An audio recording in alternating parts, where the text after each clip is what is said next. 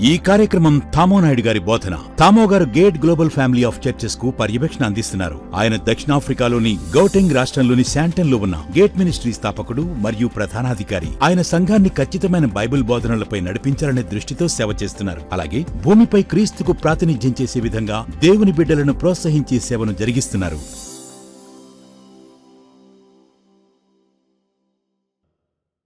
గత సెషన్లో ఏమి చూసామంటే, చాలా ప్రత్యేకమైన యోధ కృప గురించినటువంటి ప్రాముఖ్యత చూసాము. అది నాయకుని యొక్క కృప, ఏలుబడి చేసేటువంటి వ్యక్తికి ఉండే కృప. మరియు యోధకు లేఖనంలో చాలా ప్రత్యేకమైన స్థానము ఉన్నది. అది ఈ సెషన్లో మీరు విస్మరించిన కొన్ని లేఖనాలు మీకు చూపిస్తాను.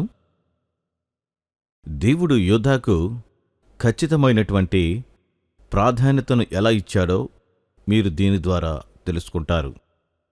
మరి మీరు ప్రభావితం చేసే వ్యక్తి అయితే, ఇక్కడ మీలో చాలామంది ఉన్నారు. మరి మీకు తెలుసు, ఒకవేళ మీరు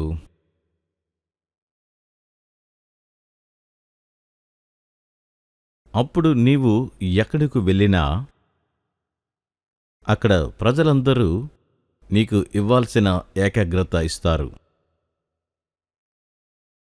ప్రాముఖ్యత పొందుతావు. నీవు ఆశించకపోయినా వారు నీకు ఇస్తారు. ఉదాహరణకు, మరి నేను గౌరవించే వ్యక్తులు డాక్టర్ సెగ్గి గానీ లేదా శామ్ ఎవరైనా సరే, ఇప్పుడు ఈ భవనంలోనికి వారు వచ్చారంటే, వారు వెనక కూర్చున్నారని చూస్తే సమాజంలో వారుకున్నటువంటి స్థానమును బట్టి వారిని వెంటనే ఈ ముందు భాగమునకు, అక్కడ దేవుని సేవకురాలు కూర్చున్న చోటకు పిలుస్తాం. ఎందుకు అంటే అది గౌరవ సూచకం. సమాజములో భేదాభిప్రాయాలు లేకుంటే ఆ వ్యక్తి అక్కడ గౌరవింపబడతాడు. వారి స్థాయి ఆ గౌరవానికి యోగ్యమైనది. అదే రీతిగా దేవుడు లేఖనాలలో యోధా గోత్రం గురించి చాలా ఉన్నతమైన ప్రాధాన్యత కలిగి ఉన్నాడు. చాలా సందర్భాలలో వారికి తీర్పు తీర్చినప్పటికీ వారు త్రోవ తొలగినప్పుడు వారిని గద్దించి ఉన్నాడు. అయినా సరే వారు ప్రాధాన్యత పొందుకున్నారు. దీనికి ఉదాహరణ ఇస్తాను. మొదటి దినవృత్తాంతము 2వ అధ్యాయము. క్రీస్తులో నీవు మొదటి స్థానాన్ని ఎలా పొందుకున్నావో చూడాలని నేను కోరుచున్నాను.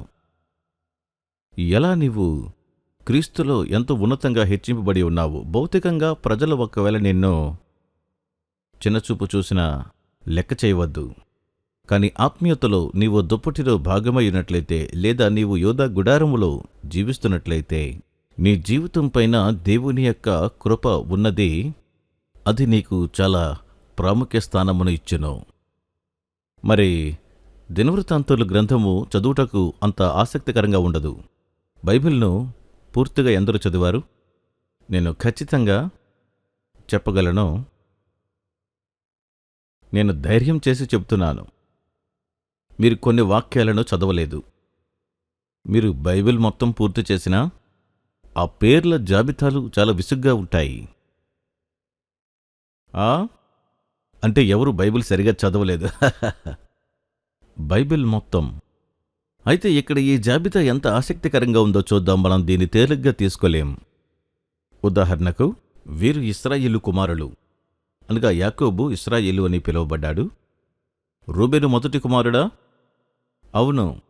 షిమ్యోను 2వవాడు, లేవి 3వవాడు, యోధా 4, ఇస్సాకారు 5, జెబూలూను 6, దాను 7, యోసేపు 8, బెన్యామీను 9, నఫ్తాలి 10, గాదు 11, ఆషేరు 12 మంది కుమారులు. తరువాత వచనం చూడండి. అక్కడేముంది? 3 కుమారులను తప్పించి యోధా వద్దకు ఎలా వెళ్ళగలవు? రూబేనుని ఎలా తప్పిస్తావు? షిమ్యోను, లేవి వీరిని తప్పించి యోధా కుమారులు అంటున్నాడు. వీరు యూదా కుమారులు.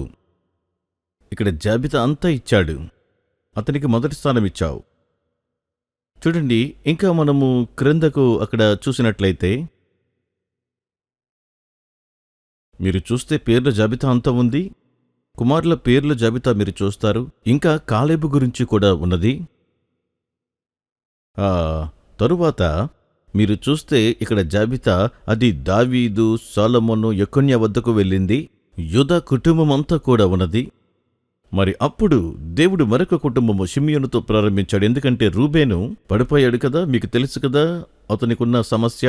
అతడు పాపము చేశాడు. 4వ అధ్యాయం 37వ వచనం చూడండి. 4వ అధ్యాయం 37వ వచనాన్ని చూస్తే అక్కడ రూబేను యొక్క కుటుంబము, గాదు కుటుంబము ఉన్నది, మనస్సే కుటుంబము, లేవి కుటుంబము. దాని తరువాత మరి క్రమమంతా మారిపోయినది. కానీ వరుసలో మొట్టమొదటి పేరు ఉన్న వ్యక్తి అది యూదా గోత్రము. మీరు చూసారా? 5వ అధ్యాయంలోనికి వెళదాము. 5వ అధ్యాయం 1వ వచనం. మొదటి దినవృత్తాంతములు 5వ అధ్యాయము 1వ వచనం. ఇశ్రాయేలునకు తొలిచూలి కుమారుడైన రూబేను కుమారుల వివరములు. ఇతడు జ్యేష్ఠుడై ఉండెను. ఇశ్రాయేలు తొలిచూలి కుమారుడెవరు? లేయా గర్భము నుండి జన్మించినవాడు రూబేను. మొదట జన్మించాడు కాబట్టి జ్యేష్ఠ కుమారుడుగా ఉన్నాడు. గాని తన తండ్రి పరుపును తాను అంటుపరచినందున అతని జన్మ స్వతంత్రము ఇశ్రాయేలు కుమారుడైన యోసేపు కుమారులకు ఇయ్యబడెను. మరి యోసేపు కుమారుడు ఎవరు? ఎఫ్రాయిము. మీకు అర్థమవుతుందా? ఎఫ్రాయిము దాన్ని పొందుకున్నాడు. యోసేపు కుమారులకు ఇయ్యబడెను. అయితే వంశావళిలో దీనిని జాగ్రత్తగా వినండి, అర్హతకు గురించిన మాట. అయితే వంశావళిలో యోసేపు జ్యేష్ఠుడిగా దాఖలు చేయబడలేదు. జ్యేష్ఠత్వపు హక్కు వంశావళిలో క్రమము వేరేగా ఉన్నది. జన్మ స్వతంత్రము నీవు జ్యేష్ఠుడవే, కాని వంశావళి క్రమములో నీవు మొదట లేవు. మొదట ఎవరిని పెట్టాడు? జ్యేష్ఠ కుమారుడిని కాదు, కాని ఎవరిని? యూదాను. మీరు చూసారా? తర్వాత వచనం చూడండి. యూదా తన సహోదరుల కంటే హెచ్చినవాడాయెను, అతని నుండి ప్రముఖుడు బయలువెడలెను, అయినను జన్మ స్వతంత్రము యోసేపుదాయెను. ఇక్కడ నీవు ఒక గుంపులో ఉన్నావు. వారు జ్యేష్ఠత్వపు హక్కు గలవారు. అది విశేష అధికారము. దేవుని కుటుంబము వలె అది గొప్ప భాగ్యము. కాని దేవుని కుటుంబములో ఇతరులపై ప్రబలంగా ఉన్నవారిని మనము కలపగలమా? దేవుడు అకస్మాత్తుగా అంటున్నాడు, నేను జ్యేష్ఠత్వపు హక్కు క్రమమును పాటించటం లేదు. ఎఫ్రాయిముకు అవకాశాన్నిచ్చినప్పుడు దాన్ని ఆయన పాటించాడు. ఆ యొక్క స్వాస్థ్యమును లేదా భూభాగమును ప్రజలందరికీ పంచిపెట్టుటకు ఆయన అతనికి ఆ యొక్క అవకాశమిచ్చాడు. కాని దేవుడిప్పుడంటాడు, నేను క్రమమును పాటించాను, భౌతిక కార్యనిర్వాహకుడకు పంచే బాధ్యతలు అప్పగించాను. కాని నిజానికి ఇప్పుడు నేను ఎలాంటి విధానాన్ని అనుసరిస్తానంటే, తన సహోదరుడిపైన ఏలుబడి చేయువాడే మొదటి స్థానములో ఉంచబడతాడు. ఈ విధముగానే నేను కొన్ని కార్యాలు చేస్తాను. ఆ విధంగానే దేవుడు యూదాను ప్రముఖుడిగా, ఏలువాడిగా హెచ్చించాడు. జ్యేష్ఠత్వపు హక్కు యోసేపు కుమారుడికి వెళ్ళినప్పటికీ కాని ప్రముఖుడు, ఏలువాడు యూదా ఇంటిలో నుండి వచ్చాడు. మరి అదే ఈ కాలంలో జరిగినది. వీటన్నిటికీ నేను లేఖన భాగాలు చూపిస్తాను. దీనిని మనం చూస్తాము. అయితే నేను దీనిని ఏదో ఒక అహంకారముగా, గర్వముగా నేను దీనిని తలంచను. ఏదో స్వార్థపూరితంగా తలంచవద్దు దయచేసి. మీకు గుర్తుందా? యూదా యొక్క నాయకత్వపు నిర్మాణం గురించి నేను మీకు కొన్ని విషయాలు తెలియపరచాను. అది హృదయము చేయి ద్వారా ఏలుతుంది. హృదయం యొక్క యథార్థత, చేతి నైపుణ్యత. కాబట్టి మీ హృదయము మరి మీరు చేయునది ఒకదానికొకటి అనుసంధానముగా ఉండాలి. దీనిలో ఏమాత్రము గర్వము ఉండకూడదు. ప్రతిష్టాత్మకంగా ఆలోచన చేయకూడదు. జెబెదయి 2 కుమారులను చూడండి. యాకోబు, యోహానుల తల్లి వచ్చి అంటుంది, ఇది సాధ్యమైతే నీవు సింహాసనంపై కూర్చున్నప్పుడు నా ఒక కుమారుడిని కుడి ప్రక్కన, మరొక కుమారుడిని ఎడమ ప్రక్కన కూర్చోబెట్టుకునమో, తద్వారా వారు ప్రముఖులుగా ఉంటారని అడిగినట్లుగా మీరు అడగకూడదు. యేసు అన్నారు, అలా చేయలేను, అదలా పనిచేయదు అన్నారు. మొదటివాడు కడపటివాడవుతాడు. నీవు గొప్పవాడివి కావాలంటే అందరికీ దాసుడివి కావాలి. ఇది ఒక ప్రత్యేకమైనటువంటి ఆలోచన కలిగి ఉన్నది. మీరు ఈ సంఘంలో ఇతరులందరికంటే నేను ఉత్తమమైన స్థానంలో ఉంటానని తలంచవద్దు. వినండి, నేను మీకు చెప్పేది ఏమిటంటే, అది యూదాను దేవుడు ఎందుకు ముందుగా హెచ్చించాడు అనంటే ఈ భూమిపైన తన ఉద్దేశాలను నెరవేర్చుకున్నట్టుకు మాత్రమే. అందుకే అపోస్తలిక్ చాలా ప్రాముఖ్యమైనది. మీరు ఆ విధానాన్ని చదివితే ఈ అపోస్తలిక్ యుద్ధ అభిషేకములో అది అక్కడ చిత్రించబడింది. ఎందుకంటే అపోస్తలిక్ కాలము అది ఎలాంటి కాలము అంటే అది సంఘాలను నడపలేదు. ఈ అపోస్తలిక్ కాలము సంఘాలను నడపలేదు, కానీ దేవుని కదలికలను నడిపింది. భూమి మీద దేవుడేమి చేస్తున్నాడు అని నీకు తెలుపుతుంది. ఆ యొక్క ఉద్యమాల్లో నీకు సహాయం చేస్తూ దేవుని పరిపూర్ణమైన ప్రణాళికలో సంఘమును నడిపిస్తుంది. ప్రపంచవ్యాప్తంగా మేము చేసే పర్యటనలు మరియు కాన్ఫరెన్సులు, సెంటోన్లో మనకున్న స్కూల్స్, ఇవి ఆధిపత్యం చేయడానికి కాదు, అది ఈ భూమిని వలస రాజ్యంగా మార్చుటకు మరియు వేటగాడైన నిమ్రోదు వలె ప్రజలను బానిసలుగా చేసుకున్నటకు కాదు. మేం ప్రపంచమంతా వెళ్లేది మా కొరకు ప్రజలను సంపాదించడానికి కాదు, కాని దేవుని ప్రణాళికలోనికి వారిని నైపుణ్యంగా నడిపిస్తాం. నాయకులకు బోధిస్తాం, అపోస్తలులకు బోధిస్తాము. దేవుని నిత్యమైన ప్రణాళికలో ఎలాగూ నడవాలి అని వారికి నేర్పిస్తాము. మరి అది చాలా కష్టమైన పని. కాని మేము మా కొరకు రాజ్యాన్ని కట్టుకుంటే వేలాది సంఘాలు కట్టేస్తాం. కాని ఆ ఉద్దేశం తప్పు. మీరు వింటున్నారా? ఈ అభిషేకం గురించి నేను మాట్లాడినప్పుడు మీకు చూపిస్తాను. ఎప్పుడైనా దేవుడి అభిషేకాన్ని వాడినప్పుడు మొదటిగా పెడతాడు. ఉదాహరణకి అరణ్యములో గోత్రములను ఏర్పాటు చేసినటువంటి సందర్భం. మరి వారు చతురస్రములో ఏర్పాటు చేయబడ్డారు. ఒక్కోవైపు 4 గోత్రాలు ఉంటే ప్రత్యక్ష గుడారం మధ్యలో ఉంటుంది. కాని తూర్పు వైపు ఉన్నటువంటి గోత్రములకు సూర్యుడు మొదట ఉదయిస్తాడు. తూర్పు అంటే నిజానికి అది మొదటి స్థానము. దేవుని కదలికలు, దేవుడు తూర్పు నుండి కార్యములు జరిగిస్తాడు. ఏదైనా తోటలోనికి వచ్చినప్పుడు తూర్పు నుండి ఆయన వచ్చాడు. అంటే ఆయన సర్వవ్యాప్తిగా లేడు అని కాదు గాని ఆయన ప్రవేశించినప్పుడు ఒక ప్రత్యేక వైపు నుండి వస్తాడు. ఉదాహరణకు ఆయన మన ఇంటిలోనికి వచ్చినప్పుడు నేరుగా ఇంటిలోనికి వెళ్ళడు గాని ఇంటి నాయకుని వద్దకు మొదట వస్తాడు. అది క్రమము. మరి ఆయన తూర్పు నుండి వచ్చును. తూర్పుకి ఉన్న ప్రత్యేకత ఏమిటి? తూర్పు నీకు తెలియచేస్తుంది. తూర్పు అనేది నూతనమైన దినమునకు మొదటి ప్రారంభంగా ఉంది. సూర్యుడు తూర్పు నుండి ఉదయిస్తాడు. అది ఆ చీకటిని తొలగిస్తుంది. మరి దీనికి రూపక భాషలో దాని యొక్క అర్థము, నీవు ఇతరులకు అందించడానికి ముందుగా నీ యొద్దకు సమాచారం వస్తుంది. మీకు అర్థమవుతుందా? అది దాని అర్థము. అందుకే ఆ గోత్రాన్ని మొదట ఉంచాడు. అరణ్యములో ఇశ్రాయేలీయులు కదులుచున్నప్పుడు యోధా ఎప్పుడు ముందు వెళ్ళేవాడు. వారు ముందు వెళ్ళేవారు. బోరలు, మోషే యాజకులకు బోరలు ఊదమని చెప్పేవాడు. అప్పుడు ప్రజలందరూ కూడా వారి గుడారములను తీసి ముందుకు కదిలేవారు. అందరూ ఒకేసారి వెళ్లేవారు కాదు. ముందుగా యోధా గోత్రం వారు, తరువాత మిగిలిన 2 గోత్రముల వారు, తరువాత మిగిలిన గోత్రముల వారందరూ కూడా ఒక క్రమమైన పద్ధతిలో కదిలేవారు. వారు అందరూ కదిలేవారు. కాని యోధా మొదటి వరుసలో ఉండేవాడు. దేవుడు ఆ విధంగా నిన్ను ముందు వెళ్ళమన్నాడు అని అంటే అది ఎలా అంటే, నువ్వు ముందు చొచ్చుకొని వెళ్ళు, నీవు ప్రవేశించు, నీవు మార్గాలు సరళము చేయు, నీవు మార్గములను నిర్మించు అని అర్థము. కొన్నిమార్లు నేను ఇతర దేశాలు కాన్ఫరెన్సులకు ఆహ్వానించబడుతూ ఉంటాను. ఇతర సంఘ కుటుంబాలలో ఉన్నటువంటి అపోస్తలులు పిలుస్తారు. అది ఉదాహరణకు ఒకసారి నేను నేపాల్కు వెళ్ళినట్టున్నాను. డాక్టర్ సెగ్గిస్ వారి నెట్వర్క్ సంఘాల వారు నన్ను పిలిచారు. వారు చెప్పారు, మీలోని దేవుని అధికారాన్ని మేము గుర్తించి ఉన్నాం. మీరు దీనిలో పాల్గొనాలని మేము కోరుచున్నాము. ఎందుకంటే వాతావరణాన్ని చేల్చగల శక్తి మీలో ఉందని నమ్ముచున్నాం. తద్వారా మేము ఆ వాతావరణంలో ప్రవేశించగలం. కాబట్టి మనం మొదట వెల్లడి గురించి మాట్లాడుతున్నప్పుడు మనము దాని గురించే మాట్లాడుతున్నాం. అది చాలా అద్భుతమైన సామర్థ్యం. అందుకే లేఖనంలో మీరు చూస్తారు, అపోస్తలుల కార్యాల్లో ఆదిమ సంఘములో ప్రపంచానికి సువార్తను ప్రకటించడానికి ముందుగా నీవు సువార్తికులను ఎన్నడూ కూడా పంపవు. ఈ క్రమమునకు ఉదాహరణ ఎవరు అనంటే అతడు ఫిలిప్పు. అతడు సువార్తికుడు మరియు అతడు సంఘ పెద్దగా ఉన్నాడు. మరియు అతడు వెళ్ళాడు. అతడు సమరయలో గొప్ప ఉద్యమాన్ని కలిగించాడు. వెంటనే అపోస్తలులు దాన్ని విన్నారు. మరి అక్కడికి పేతురును ఇతరులు వెళ్లారు. సమరయ నుండి అతనిని తొలగించారు. ఎందుకంటే అక్కడ పద్ధతి ఏమిటంటే అపోస్తలులు ముందు వెళ్తారు. ఈరోజు సువార్త కార్యక్రమంలో ఉన్న పెద్ద సమస్య ఏమిటంటే లోకంలోనికి అనేక బృందాలను మనం పంపుతాం. వారికి అపోస్తలుల కృప ఉండదు. లక్షల రూపాయలు ఖర్చు పెడతాం. కానీ నిజమైన అపోస్తలులను మనం పంపగలిగితే వారు చొచ్చుకుని వెలుటకు పిలువబడినవారు. ఎలా అంటే మంచును బద్దలు చేసుకుని వెళ్లేటువంటి ఓడవంటి వారు.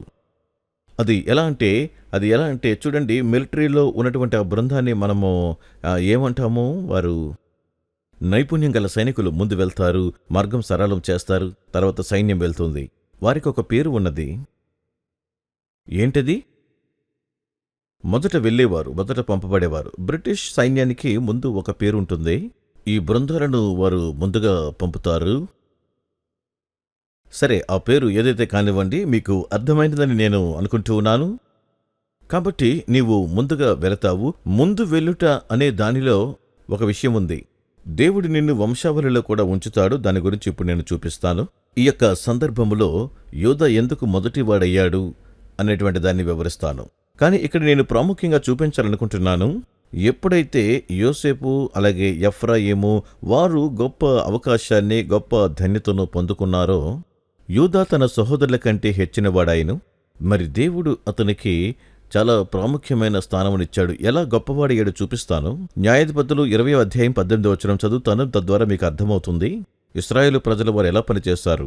వీరు లేచి బేతేలుకు పోయి ఇశ్రాయేలీలు బెన్యామీనీయులతో చేయవలసిన యుద్ధమునకు మాలో ఎవరు ముందుగా వెళ్ళవలెనని దేవుని యొద్ద మనవి చేసినప్పుడు గోత్రముల మధ్య యుద్ధము జరుగుతుంది, ఎందుకంటే బెన్యామీను తప్పుగా ప్రవర్తించాడు. ఆ సమయంలో దేవుడన్నాడు, యూదా వంశస్థులు అని సెలవిచ్చెను. దేవుడి సమస్యను పరిష్కరించడానికి ఎవరిని పంపుతాడంటే యూదా అభిషేకమును ముందుగా పంపుతాడు. మత్తయి సువార్త 1వ అధ్యాయంలోనికి తీసుకుని వెళ్ళినప్పుడు మీరు అర్థం చేసుకుంటారు. మీరెప్పుడు కూడా ప్రశ్నించుకుని ఉండవచ్చును, ఎందుకు మత్తయి సువార్త 1వ అధ్యాయంలోనే వంశావళి గురించి అక్కడ దేవుడు చెప్పియున్నాడు? ఇది యేసుక్రీస్తు వంశావళి అని ఎందుకు దేవుడు ప్రారంభించాడు? సరే, అబ్రహాము యొక్క కుమారుడు దావీదు కుమారుడు. అబ్రహాము ఇస్సాకును కనెను, ఇస్సాకు యాకోబును కనెను అని ఉంటుంది. యాకోబు యోదాను అతని అన్నదమ్ములను కనెను. మరియు యూదా తామారునందు పెరెసును జెరహును కనెను. అక్కడ ఇంకా అనేకమైనటువంటి వివరాలు మనకు ఉంటాయి. మీరు అడుగుతారు, మరి దేవుడు ఎందుకు ఈ క్రొత్త నిబంధనను మత్తయి సువార్తతో ప్రారంభించాడు? మరి చెప్పడానికి ఏమీ లేదు. ఈ పుస్తకం హెబ్రీలకు వ్రాయబడినది, హెబ్రీ ప్రజలను ఆకర్షించుటకు అని పండితులు చెబుతున్నారు. దేవుడు నూతన నిబంధనను ఎలా ప్రారంభిస్తున్నాడు? యోధా అభిషేకంతో. బైబిల్ చాలా మనోహరమైనది, చాలా అద్భుతమైనది. మనం దీన్ని అర్థం చేసుకోవాలి, ఎందుకంటే తర్వాత నేను మాట్లాడేది యూదా గోత్రపు సింహము పైన ఉన్న అభిషేకము ఈ గ్రంథంలో ఉన్న మర్మములను బయలుపరిచే శక్తి గలది. ఆ సింహము గొర్రె పిల్లవలే పనిచేయును. అది పరస్పర విరుద్ధము. మరి మనం యూదా గురించి మాట్లాడుతున్నప్పుడు ఆత్మలో చాలా శక్తివంతమైన అభిషేకం గురించి మాట్లాడుతున్నాము. ఇది చాలా ఉన్నతమైన స్థితిలో ఉన్న సాంకేతికత. మీకు తెలుసా, యూదా కృప ద్వారా మీ ఆత్మలు వ్యాప్తి చెందించుటకు మీరు దేవునికి అనుమతి ఇవ్వండి. మీ జీవితంలో కార్యం జరగటం మీరు చూస్తారు. మాటల్లో చెప్పడం చాలా కష్టం. అయితే మనము చూద్దాము, కొన్ని విషయాలు మీకు వివరిస్తాను. మొదటిగా, యోధా అంటే ఎవరు అని గుర్తించు. ఇది చాలా ప్రాముఖ్యమైన అంశము. ఆదికాండం 29:35. ఈ వాక్యాన్ని మనము ముందు దినాన చదివి ఉన్నాం. మరొకసారి నేను మీకు చూపిస్తాను. ఆదికాండం 29.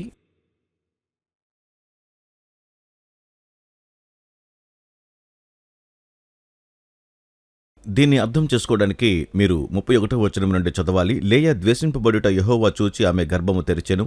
రాహేలు గొడ్రాలయ్యుండెను. లేయాకు 3 కుమారులు కలిగిరి. వారు రూబేను, షిమియోను మరి లేవి.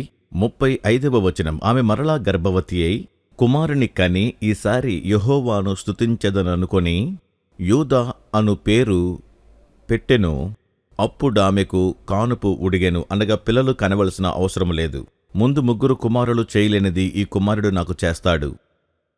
అయినప్పటికీ మరి తరువాత మనము చూస్తే ఇంకా పిల్లలు పుట్టారు. కాని ఆమె అన్నది, ఇదే ఆ కుమారుడు. మీ జ్ఞాపకాల పెట్టెలోకి వెళ్లాలనే నేను కోరుచూ ఉన్నాను.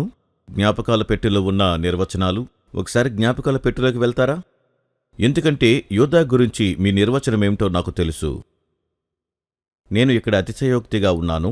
అయితే ఈరోజు నేను ఎక్కువగా అంచనాలు వేస్తున్నాను. కానీ చాలామంది యోధా అంటే స్తుతి అంటారు.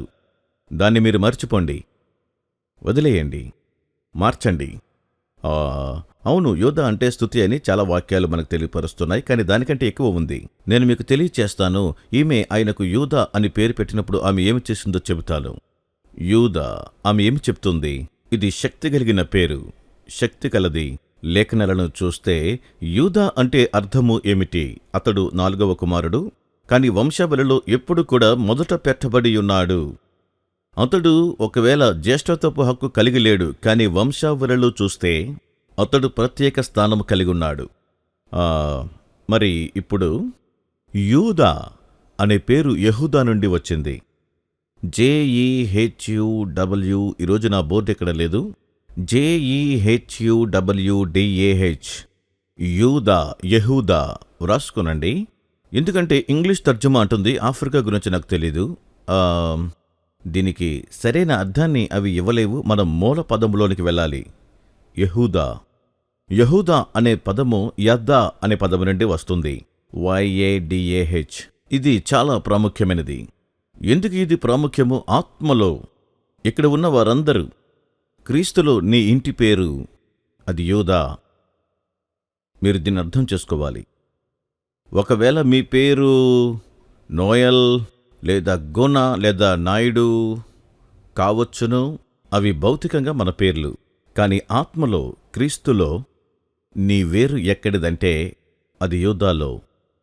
దావీదు యూదా నుండి వచ్చాడు. యేసు కూడా యూదా గోత్రము నుండే. మరియ పరిశుద్ధాత్మ వలన ఆయనను కనినప్పటికీ కాని ఆయన పైన ఉన్న ప్రవచనములన్నీ యేసు యొక్క శరీరములో దేవుడు ఆకృతీకరణ చేసినటువంటి కృప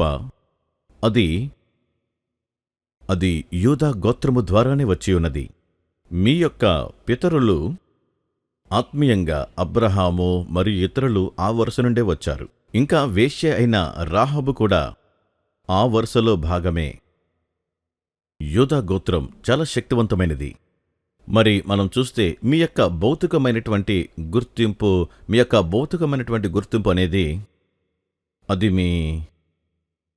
మీ ఇంటి పేరులో గాని లేదా వంశములో గాని ఉంటుంది. కాని ఆత్మలో నీవు యోధా వాడవు. మీ మూలాలు మీరు తెలుసుకోవాలి. మీ పేరు అర్థం తెలుసుకోవాలి. నీవెవరో నీవు తెలుసుకోవాలి. అందుకే నాకు కోపం వస్తుంది. ప్రతి ఆదివారం కూడా కొందరు ప్రజలు వచ్చి ఇక్కడ నిలబడి నా గురించి ప్రార్థన చేయండి, నాకు ఒక ప్రవచనం చెప్పండి, కష్టాల్లో ఉన్నాను, నీవు ఆ విధంగా జీవించకూడదు, నా తల మీద కొంచెం నూనె వెయ్యండి, ఈ వారం నేను బ్రతుకుతాను. అది తప్పుడు ఆలోచన, అభద్రత భావము మరియు గుర్తింపు లేకపోవుట. కాని నీవు ఎవరు, నీవు ఏ ఇంటి మూలం నుండి వచ్చావో మరియు నీ వంశావళి యొక్క లక్షణాలు, స్వభావాలు ఎలాంటివో నీవు తెలుసుకుంటే నీ ఆత్మలో జన్యుపరంగా యూదా యొక్క ఆకృతీకరణలన్నీ నీవు కలిగి ఉన్నావు. క్రీస్తు యొక్క విత్తనం నీలో ఉంది. అది యూదా గోత్రం ద్వారా వ్యక్తీకరణ చేయబడింది. మరి ఆ ఆత్మ నీలో ఉన్నప్పుడు నేను మీకు తెలియచేస్తాను, మరణము కూడా నిన్ను ఆపలేదు, సమాధి కూడా నిన్ను ఆపలేదు. ఇక్కడ వాక్యం ఏమంటుందో చూడండి. యడ అనే పదము యెహూదా నుండి యద వస్తుంది. యద అనేటువంటి పదము నుండి యద్ అనే పదం వస్తుంది. అందరూ చెప్పండి, యద్. యద్ అనే మాటకు అర్థమేమిటో తెలుసా? యద్ అనగా దేవుని హస్తము, దేవుని హస్తము. కాబట్టి యెహూదాలో మనము యూదా అని పలుకుచున్నాము. యెహూదా అనగా అది దేవుని యొక్క హస్తము, దేవుని హస్తము. సరే, ఈ మాటకు నిజముగా అర్థము చేతిని వాడుట, భౌతికముగా నైపుణ్యముగా చేతిని వాడుట లేదా ఏదైనా విసురుట. ఎలా అంటే మనం చూస్తాము, బౌలింగ్ చేసినట్లు. అందరూ బౌలింగ్ చేయలేరు. మీకు నైపుణ్యం ఉండాలి, వేగం ఉండాలి, నీ చేతిలో విద్య ఉండాలి. నీవు స్పిన్నర్ అయితే బంతిని గుండ్రంగా త్రిప్పటం నీకు తెలియాలి. అది బ్యాట్స్మెన్ను ఆశ్చర్యపరుస్తుంది. మరి అయితే తెలుసా, బేస్బాల్లో కానీ వివిధ ఆటల్లో నైపుణ్యత నీవు కలిగి ఉండాలి. బంతిని త్రిప్పటం నీకు తెలియాలి. అప్పుడు ఉత్తమ క్రీడాకారులకు సవాలుగా ఉంటుంది. మరి బైబిల్ సెలవిస్తుంది, ఆమె అతనికి ఏమని పేరు పెట్టిందనగా యూదా, యెహూదా. మరి ఆ యొక్క పేరులో యెహూదాలో యద అనగా చేతిని నైపుణ్యంగా వాడుట ఉన్నది. మరి యద అనేటువంటి పదములో మూల పదము ఉన్నది యాద్ అనగా దాని నుండి దేవుని హస్తముతో నైపుణ్యముతో నీ శత్రువులను కూలద్రోస్తుంది. ఆమె అతనికి పెట్టిన పేరు యెహూదా, అది యూదా. ఎందుకంటే నా శత్రువు నీ తండ్రి యాకోబు నన్ను ద్వేషించాడు, నన్ను ప్రేమించలేదు. నాకు శత్రువులు లేరు. సాతాను నా శత్రువు కాదు, నా భర్తయే, నా యజమానియే నా శత్రువు. అతడు నన్ను ప్రేమించలేదు. అతడు నన్ను కొనియాడనట్లు నేను ఏదైనా ఒకటి చేయాలి. గౌరవిస్తాడు. తన కుమారుడితో అంటుంది, కుమారుడా, నీ పేరు యోధా అని పెడుతున్నాను. ఎందుకంటే దేవుని చేయి నీ చేతిలో ఉంటుంది. నీ చెయ్యి నా శత్రువు మెడను పట్టుకుంటుంది, నీ తండ్రి. అతడు నా ముందు సాగిలపడి నన్ను పొగిడేలా చేస్తావు, సంతానమును కనుట కొరకు. స్తుతి అంటే స్తుతించటం కాదు. ఆ చేయి వాడిన విధానము, ఆ బౌలర్ బంతిని విసిరే విధానము మీరు చూస్తే మీరేం చేస్తారు? మీ చేతులు చప్పట్లు కొడతారు. ఒక వ్యక్తి యొక్క వికెట్ పడగొట్టినందుకు మీరు అతడిని అభినందిస్తారు. అది నిజమేనా? ఈరోజు మీరు చూసిన మ్యాచ్లో ఫెదరర్ గెలిస్తే అప్పుడు మీరంటారు, అబ్బా ఎంత చక్కగా నాదోలను ఓడించాడు. ఆ నైపుణ్యం చేతిలో ఉంది. అతని చేతిలో నైపుణ్యము ఉన్నది.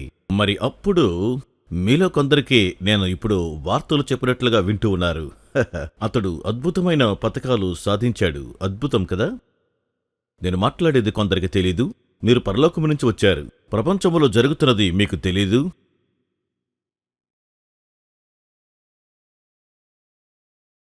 మీలో కొందరు అది ఏమిటో అనుకుంటూ ఉన్నారు. టెన్నిస్.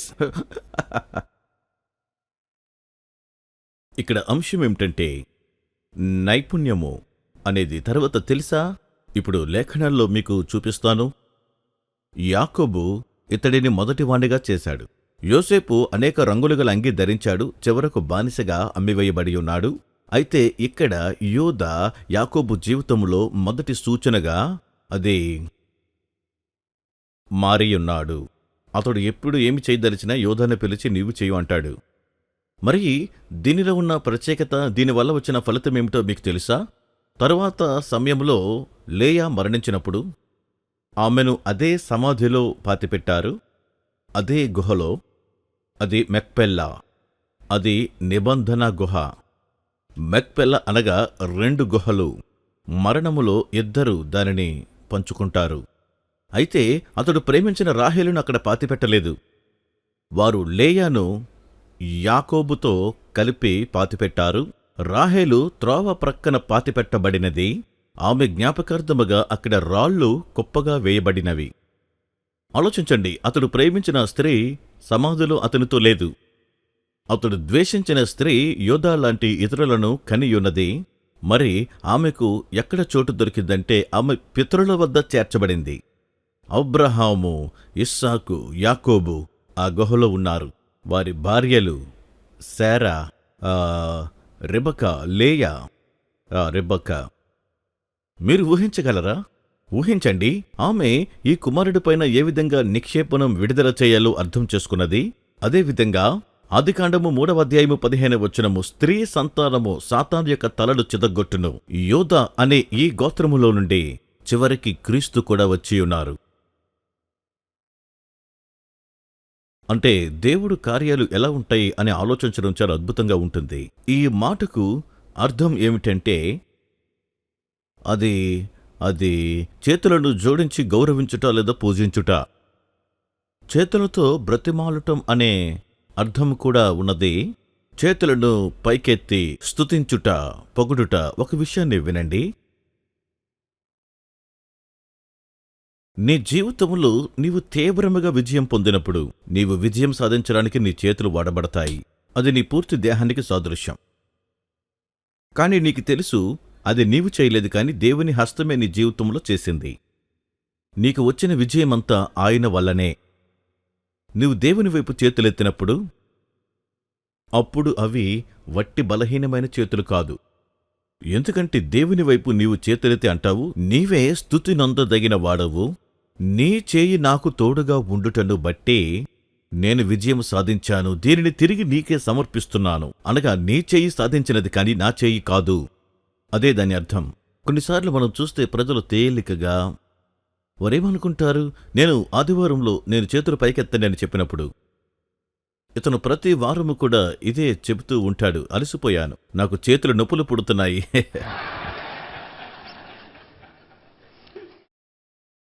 నేను మీకు చెబుతూ ఉన్నాను, నీ జీవితంలో జరుగుతున్నటువంటి సమస్త కార్యములు అది నీ లోపల నుండి ఎద్దు ఉన్నది. నీకు వందనాలు ఎలా చెప్పాలో కూడా తెలీదు. కాబట్టి నీవు చేతులు పైకెత్తి నీవే స్తుతులు నొందదగిన వాడువు. అది నేను కాదు. పతకాలు నీవు తీసుకోవాలి, నీవు ప్రశంసలు తీసుకోవాలి. అది నీవే, నేను కాదు. నేను నీ చేతిలో వాడబడినటువంటి ఒక పాత్రను మాత్రమే. అందుకే యోధా అంటే స్తుతిగా మారింది. అంటే స్తుతి మొదట కాదు, అది నైపుణ్యము గల చెయ్యి వాడబడినది. అందుకే ఇది చాలా ఆసక్తికరంగా ఉంటుంది. ఇక్కడ దావీదు గొలియాతును ఓడించినప్పుడు అతడు వడిసెల తీసుకుని, చూడండి ఆ వడిసెల, అవును అతడు 5 రాళ్లు తీసుకున్నాడు, కాని మొదటి రాయే. ఈ 5 రాళ్లు 5 రకాల పరిచర్యలకు సాదృశ్యమని కొందరంటారు. మొదటి రాయి అపోస్తలులు అంటారు. రాయిని విసిరినప్పుడు కన్నుల మధ్య తగిలింది. గొలియాతును పడగొట్టాడు. అతని యొక్క ఖడ్గమునే తీసుకొని అతని తలను శిరచ్ఛేదనం చేశాడు. అతడేం చేస్తున్నాడు? అతని హస్తము శత్రువును పడగొట్టుటకు వాడబడింది. గొలియాతుతో చెప్పాడు, నిన్ను ఓడించేది నేను కాదు, నేను సేవించుచున్న దేవుడే నిన్ను పడగొడతాడు. అతడు ఏమన్నాడు? నేను సేవించు దేవుడు నా చేతులకు నైపుణ్యతనిచ్చి నా వడిసెల చేత నిన్ను ఓడించగలను. చిన్న రాయి నిన్ను ఏమీ చేయలేదనుకుంటున్నావు, కాని నిన్ను పడగొడతాను, నీకు చూపిస్తాను, అదే చేతితో నీ తల నరికివేస్తాను. కాబట్టి దేవుని సైన్యమును భయపెడతాను అని నువ్వు తలంచుకొనవద్దు. అది అక్కడ ఉన్న శక్తి, యోధా యొక్క శక్తి అతని చేతిలో ఉన్నది. అతడు తన శత్రువులను ఓడించుటకు దేవుడు వాడుకున్నటువంటి ఆయుధమయ్యున్నాడు. కీర్తనలు 18 చూడండి, త్వరగా కీర్తనలు 18 చూద్దామా?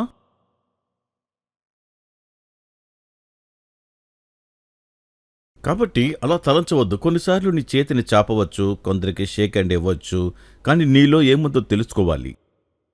నీవు చూడాలి. అదే బైబిల్ సెలవిస్తుంది. దేవుని యొక్క త్యాగాలు ఏమిటి? నువ్వు ఆయన సన్నిధికి వచ్చినప్పుడు ఏం కలిగి ఉండాలి? యథార్థమైన హృదయం, విరిగిన మనస్సు, నిర్దోషమైన చేతులు.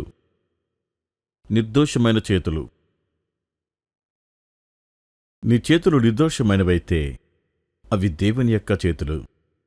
అందుకే దేవుని యొక్క కార్యాలు చేయనప్పుడు, అర్పణలు అర్పించినప్పుడు, పనులు చేయనప్పుడు, అది నీ చేతిలో ఉన్నప్పుడు నీవేమి చెయ్యాలో దానిని చెయ్యాల్సి ఉంది. నేను దీనిని సంపాదించలేదు, ఆయన చేతులే చేశాను, ఇది ఆయనకే సొంతం. నువ్వేమి చేసినా ఇతరులను దీవించుటకు నీ చేతులు చాచినప్పుడు, చూడండి కీర్తన 18, యెహోవా నా బలమా, నేను నిన్ను ప్రేమించుచున్నాను. యెహోవా నా శైలము, నా కోట, నన్ను రక్షించువాడు, నా రక్షణ శృంగము, నా ఉన్నత దుర్గము, నా కేడెము, నా దేవుడు, నేను ఆశ్రయించి ఉన్న నా దుర్గము. దేవుడు ఎంత ఉన్నత స్థితిలో ఉన్నాడో చూడండి. కీర్తనీయుడైన యెహోవాకు నేను మొర పెట్టగా ఆయన నా శత్రువుల చేతిలో నుండి నన్ను రక్షించును. మరణ పాశములు నన్ను చుట్టుకొనగను. భక్తిహీనులు వరద పొర్లు వలె నా మీద పడి బెదిరింపగను. పాదాలపు పాశములు నన్ను అరికట్టగను. మరణపు ఉరులు నన్ను ఆవరింపగను. నా శ్రమలో నేను యెహోవాకు మొరపెట్టి తిని, ఆయన తన ఆలయంలో ఆలకించి నా ప్రార్థన నంగీకరించెను. నా మొర ఆయన సన్నిధిని చేరి ఆయన చెవుల జొచ్చెను. ఈ కీర్తన అంతా కూడా మీరు చదివితే అది పూర్తిగా సంపూర్ణముగా దేవుని యొక్క శక్తిపైన ఆధారపడుతూ ఉన్నాడు. మరియు ఇది చాలా అద్భుతమైన దృశ్యము. ఆ విధంగా దేవుడే తనకు బలము అని అతడు ప్రకటిస్తూ ఉన్నాడు. ఉదాహరణకు ఇక్కడ అంటుంది, మీ కొరకు చదువుతాను, 25వ వచనం, దయగల వారి ఎడల నీవు దయ చూపించుదువు, యథార్థవంతుల ఎడల యథార్థవంతుడుగా నుందువు, సద్భావము గలవారి ఎడల నీవు సద్భావము చూపుదువు, మూర్ఖుల ఎడల నీవు వికటముగా నొందువు. శ్రమపడు వారిని నీవు రక్షించదవు, గర్విష్ఠులకు విరోధివై వారిని అణచివేసెదవు. నా దీపము వెలిగించువాడువు నీవే, నా దేవుడు చీకటిని నాకు వెలుగుగా చేయును. నీ సహాయము వలన, వినండి, నేను సైన్యమును జయింతును. నా దేవుని సహాయము వలన ప్రాకారమును దాటుదును. దేవుడు ఆయన యథార్థవంతుడు, యెహోవా వాక్కు నిర్మలము, తన శరణుజొచ్చు వారందరికీ ఆయన కేడెము. యెహోవా తప్ప దేవుడేడి? మన దేవుడు తప్ప ఆశ్రయ దుర్గమేది? నాకు బలము ధరింపచేయువాడు ఆయనయే. నాకు బలము ధరింపచేయువాడు, నన్ను యథార్థ మార్గమున నడిపించువాడు ఆయనే. చూడండి, దేవుని గురించిన వ్యక్తీకరణ అంతా నీలో ఉంటే అది కార్యము చేయును. అదే కీర్తనకారుడు అంటున్నాడు, దేవుడు నా ద్వారా సమస్తము చేయును. అయితే ఈ యోధా ఒక ప్రత్యేక స్థానమును పొందుకున్నాడు. తనకు అనుగ్రహించబడిన బలమును ఆనందిస్తున్నాడు. బైబిల్ సెలవిస్తుంది, తరువాత యోధా యొక్క అన్నదమ్ములు అతనికి సేవ చేయుటకు వస్తారు. ఆదికాండం 49, ఆదికాండం 49. దయచేసి అర్థం చేసుకోండి, నేను ముందుగా చెప్పాను, ఇది కేవలం సమాచారం కాదు, నిక్షేపణ. అర్థమవుతుందా? ఇదంతా కూడా నేను మీకు కేవలం తెలియచేయడానికి కాదు, గంటల తరబడి సమయాన్ని గడపడానికి కాదు. నేను మీ ఆత్మలోనికి వేదాంతాన్ని నింపకపోతే, నీ ప్రవర్తనలోనికి సిద్ధాంతాన్ని చెప్పకపోతే, మీరు వెళ్ళి చేతులు చాపి దేవుని ఇంటిలో అడుక్కునేవారుగా ఉంటారు.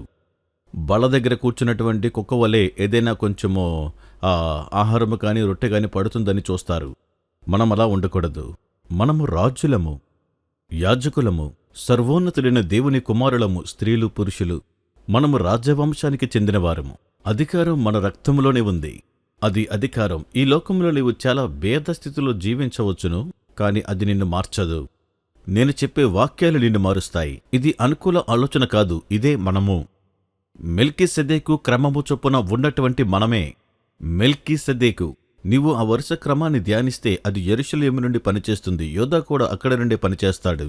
అదే ఆ స్థలం. అది సర్వశక్తిగల స్థలము. కాని ఆదికాండము 49వ అధ్యాయంలో వాక్యమిలా అంటుంది. యాకోబు తన కుమారులను పిలిపించి ఇట్లనెను, మీరు కూడిరండి, అంత్యదినములలో మీకు సంభవింపబోవు సంగతులను. అంత్యదినాలు ఎప్పుడు ప్రారంభమయ్యాయి? పేతురు సెలవిచ్చినట్లు యోవేలు ప్రవక్త ద్వారా ప్రవచింపబడిన యోవేలు ప్రవక్త ప్రవచించినది ఇదే అన్నాడు. అంత్యదినములలో సర్వశరీరులపైన దేవుడు తన ఆత్మను కుమ్మరించెను. అక్కడ సంఘము ప్రారంభమైంది. అక్కడే అంత్యదినం ప్రారంభమైంది. ఈ వాక్యము వారు జీవిస్తున్న కాలము గురించి చెప్పటం లేదు. చెప్పబడిన ప్రవచనములన్నీ కూడా అవి పరిపూర్ణంగా నెరవేరుతాయి అని మనకు తెలియజేస్తున్నాడు. మరొక మాటలో ఇక్కడ చెప్పబడిన అంశములన్నీ కూడా అంత్యదిన అభిషేకము ఏర్పాటు కొరకు చెప్పబడ్డాయి. ఆదికాండము 49. యూదా గోత్రము దగ్గరికి వెళ్ళినప్పుడు 8వ వచనం, ఇది నాకు ఇష్టము. చూడండి ఇక్కడేముందో. యూదా, నీ సహోదరులు నిన్ను స్తుతించెదరు. దాని అర్థమేంటి? దేవుని ఇంటిలో ఉన్న ఇతర గోత్రములన్నీ కూడా యాకోబు పత్రికలో ఏమందో మీకు తెలుసు కదా. యాకోబు ఇలా రాస్తున్నాడు, చెదరియున్న 12 గోత్రముల వారికి, ఆసియా అన్య దేశములయందు చెదరిపోయినవారు. ఆత్మలో ప్రతి గోత్రములోనూ కూడా కేటాయింపులు వివిధ రకాలుగా ఉన్నాయి. అందుకే ప్రపంచంలో అనేక రకాల సంఘాలు చూస్తున్నాం. కానీ అందరినీ ఆకర్షించేటువంటి గోత్రం ఏమిటంటే అది యూదా అనే గోత్రము. నేను ఖచ్చితంగా చెప్పగలను, అది దేవుడు అనుగ్రహించిన అపోస్తల యొక్క కృప. అందుకే ప్రజలు ఆకర్షితులవుతారు. నాయకులు మాతో మాట్లాడడానికి వచ్చట నేను చూశాను. వివిధ రకాల డినామినేషన్లు, సంస్థల నుండి కూడా వారు వచ్చారు. ఇప్పుడు యూరోప్లో చాలా శక్తివంతమైనవి జరుగుతున్నాయి. కొందరు మన కుమారులు శక్తివంతమైనవి, ఇంకా యుక్రెయిన్లోనూ మొదలైనవి, మరియు ఇంకా చాలా పురాతనమైన గుంపులు కూడా అపోస్తలి కృపను చదువుటకు వస్తూ ఉన్నారు. చాలా శక్తివంతమైనవి జరుగుతున్నాయి. అది ఎంతో చెయ్యాలి. వారందరూ కూడా ఎంతో ప్రాణాంతకంగా యూదా ఆత్మకు ఆకర్షితులవుతున్నారు. నీ సహోదరులు నిన్ను స్తుతించెదరు. అది మొదటిది. నీ చెయ్యి, దీన్ని వినండి, నీ చెయ్యి నీ శత్రువుల మెడ మీద ఉండును. చూడండి, మెడ అనేటువంటిది అది చాలా మంచి ప్రదేశము. మీరు ఇలా వస్తారా? మీకు చక్కని పెద్ద మెడ ఉంది. ఇక్కడకు రండి, నా ప్రక్కన నిలవబడకండి, నేను మీ మెడను అందుకోలేకపోతాను. దీన్ని వినండి, ఇలా చూడండి. నా చెయ్యి మెడ మీద. నేను మెడను పట్టుకుంటే మెడ ఏమి చెయ్యాలో నేను నియంత్రించగలను. అర్థమవుతుందా? కాబట్టి ఈ దేహాన్ని నేను నియంత్రించాలంటే ఈ మెడను నియంత్రిస్తాను. ఈ మెడ లేదా ఈ దేహమంతా ఎలా పనిచెయ్యాలో నేనే నిర్ణయిస్తాను. దేవుడంటున్నాడు, యూదా, నీ చెయ్యి మెడ మీద ఉండును. చూడండి, ఈ మెడ భాగమే తలను, శరీరాన్ని కలుపుతుంది. మెడ ఈ దేహాన్ని వంగునట్లుగా గాని నిలువబడినట్లుగా గాని చేయగలదు. దేహమంతటినీ నేను ఎలా నియంత్రిస్తానో నీ చేయి నిర్ణయిస్తుంది. దేవుడు ఇలా అన్నప్పుడు దేవుడు అంటూ ఉన్నాడు, యాకోబు అతడు పితరుడుగా ఉన్నప్పుడు అతనిని ఇశ్రాయేలు అని పిలిచినప్పటికీ నీ చెయ్యి మెడమీద ఉండినట్లుగా నేను నిన్ను హెచ్చిస్తాను. ఇది దేవుని యొక్క కుటుంబములో. ఊహించండి, నీ చెయ్యి సాతాను యొక్క మెడమీద ఉన్నట్లయితే,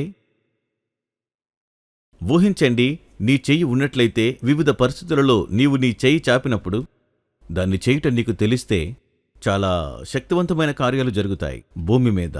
సరే, ఈ లేఖన భాగము ప్రాముఖ్యంగా ఉంది. నీ చెయ్యి నీ శత్రువుల మెడ మీద ఉండును, నీ తండ్రి కుమారులు నీ ఎదుట సాగిలా పడుదురు. యూదా కొదమ సింహము. నా కుమారుడా, నీవు పట్టిన దాన్ని తిని వచ్చితివి. సింహములాంటి అభిషేకం, రాజుల అభిషేకం ఇక్కడ ఉంది. అది ఈ యూదాలో ఉన్నది. సింహము వలెను అతడు కాళ్ళు ముడుచుకొని పండుకొనెను. అతని లేపువాడెవడు? సింహము పండుకునినప్పుడు దానిని ఎవరూ లేపరు. నీవు దానిని లేపితే నీవు సమస్యలో పడతావు. సరే, అతడు పండుకొనెను, అతని లేపువాడెవడు? ఇది వినండి.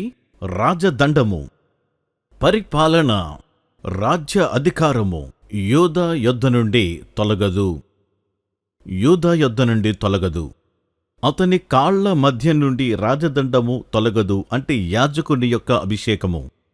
మరియు మోషే కూడా ధర్మశాస్త్రమును ఇచ్చినవాడు లేవీ కుటుంబము నుంచే వచ్చాడు. అతడు దేవునికి ఒక లేవీ ప్రతినిధిగా ఉన్నాడు. మరియు బైబిల్ అంటుంది మరొక మాటలో, నీ వంశములో రాజు ఉండక మానడు, యాజకుడు కూడా ఉండక మానడు. ఇప్పుడు రాజుల అభిషేకము, యాజకుల అభిషేకం ఒకచోటికి వచ్చింది. ఇక మత పెద్దలు, లౌకికులు అనే రెండు విభేదాలు లేవు. ఆత్మీయులు, లౌకికులు.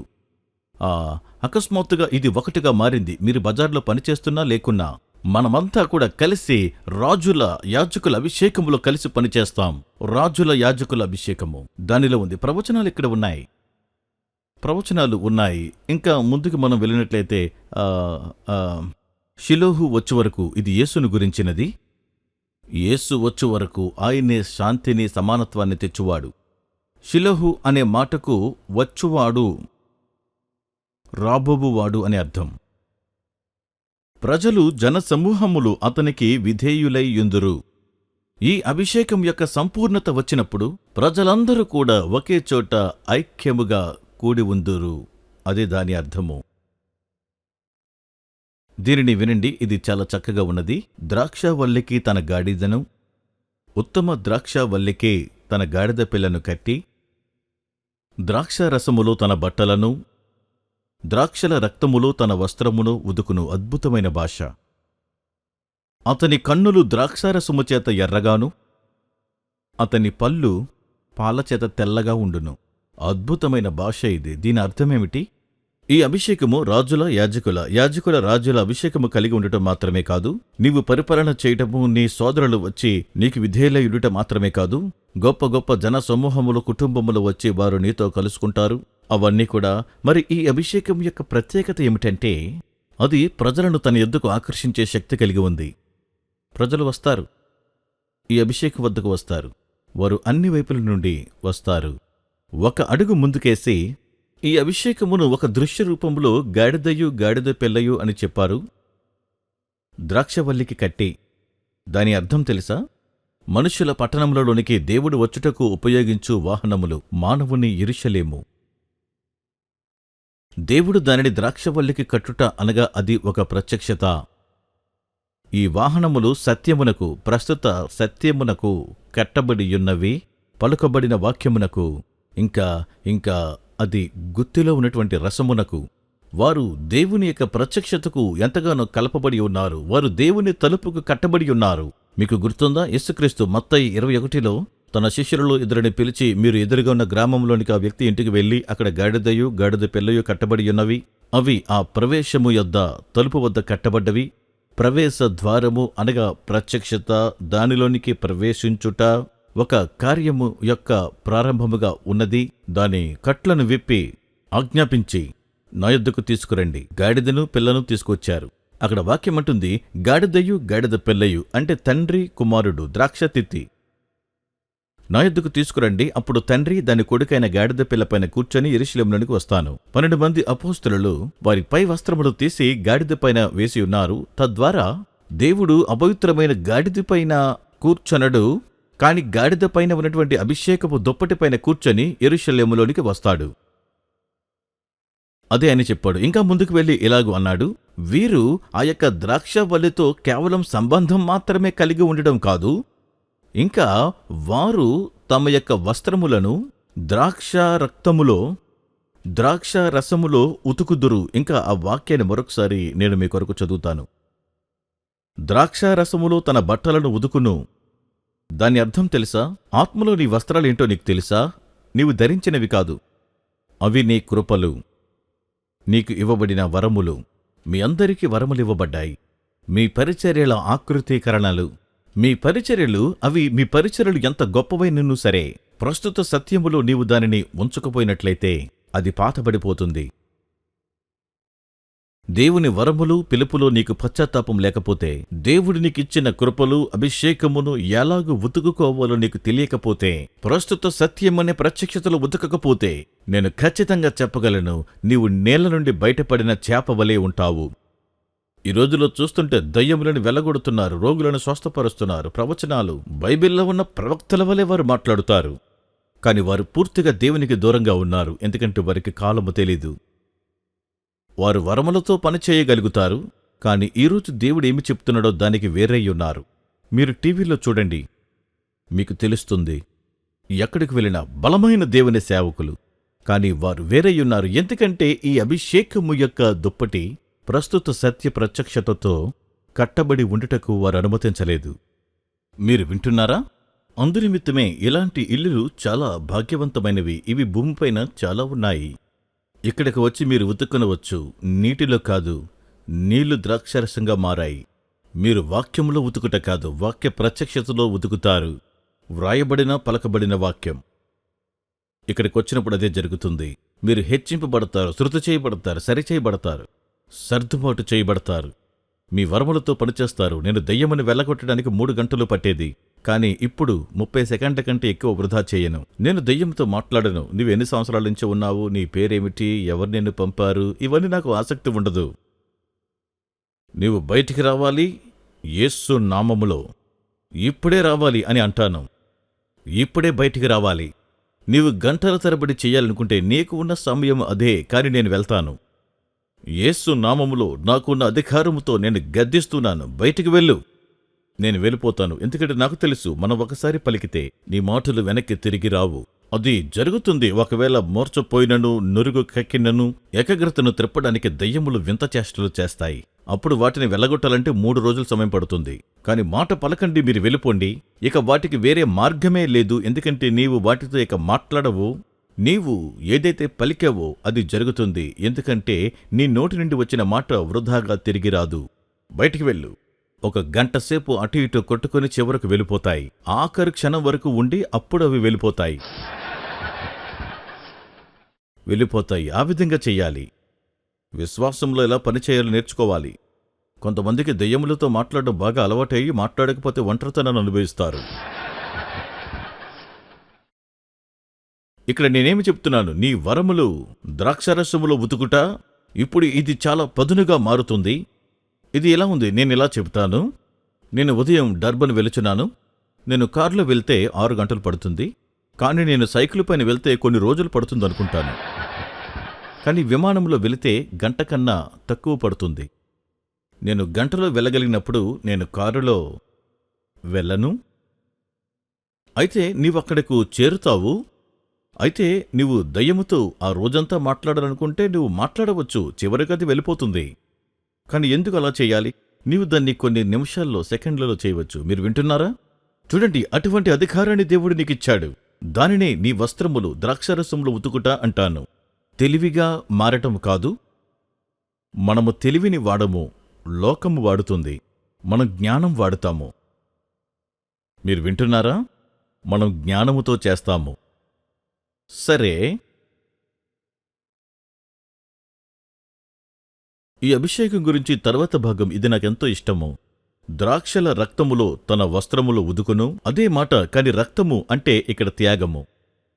ప్రత్యక్షత నిన్ను పట్టుకున్నప్పుడు అప్పుడు నీవు ప్రత్యక్షతలో ఉతుకుకొనట మాత్రమే కాదు, నీవు త్యాగపూర్వకంగా మారుతావు. ఇంకా నీవు నీ జీవితం రక్తము వలె దారపోయబడుతుంది. నేను చెప్పినటువంటి మాట మీకు అర్థమవుతుంది కదా? ద్రాక్షల రక్తము అనేటువంటి పదము, రక్తమునకు అదే పదము ఉపయోగించడం జరిగింది, జంతువుల యొక్క అర్పణ. నీ జీవితం దేవునికి దారపోయబడుతుంది. అప్పుడు నీకేం జరుగుతుంది? నీ వస్త్రములు ఉతుక్కుంటావు, నువ్వు నిస్వార్థంగా మారుతావు, దేవుని కొరకే జీవిస్తావు. నీకేమి జరుగుతుంది? ద్రాక్ష రసము చేత నీ కన్నులు ఎర్రవిగా మారును. అంటే ఇవి మత్తు వలన కాదండి. ఇక్కడ ద్రాక్షరసం గురించి మాట్లాడుతున్నాం. సరే, అంటే మద్యము త్రాగి మత్తులో ఉండుట అని కాదు. కన్నులు అనగా అర్థమేమిటి? అనగా మీరు చూస్తున్న సమస్తము ప్రత్యక్షత ద్వారా. సమస్తము ప్రత్యక్షత లేకుండా మీరేది కూడా చూడలేరు. అదే యూదా. నీవు ప్రత్యక్షతతో చూస్తే ఏం జరుగుతుంది? నీ పళ్ళు పాలచేత తెల్లగా మారును. దాని అర్థమేంటి? నీవు ప్రత్యక్షత ద్వారా ఎంత చూస్తావో అంత పవిత్రంగా మాట్లాడుతావు. ఇక మరకలు ఉండవు. మీరెక్కువగా కాఫీ తాగితే మరకలు పడతాయి. సరేనా నాన్న? అందుకే మానివేయాలి. కొందరికి పళ్ళు ఊడిపోతాయి కూడా.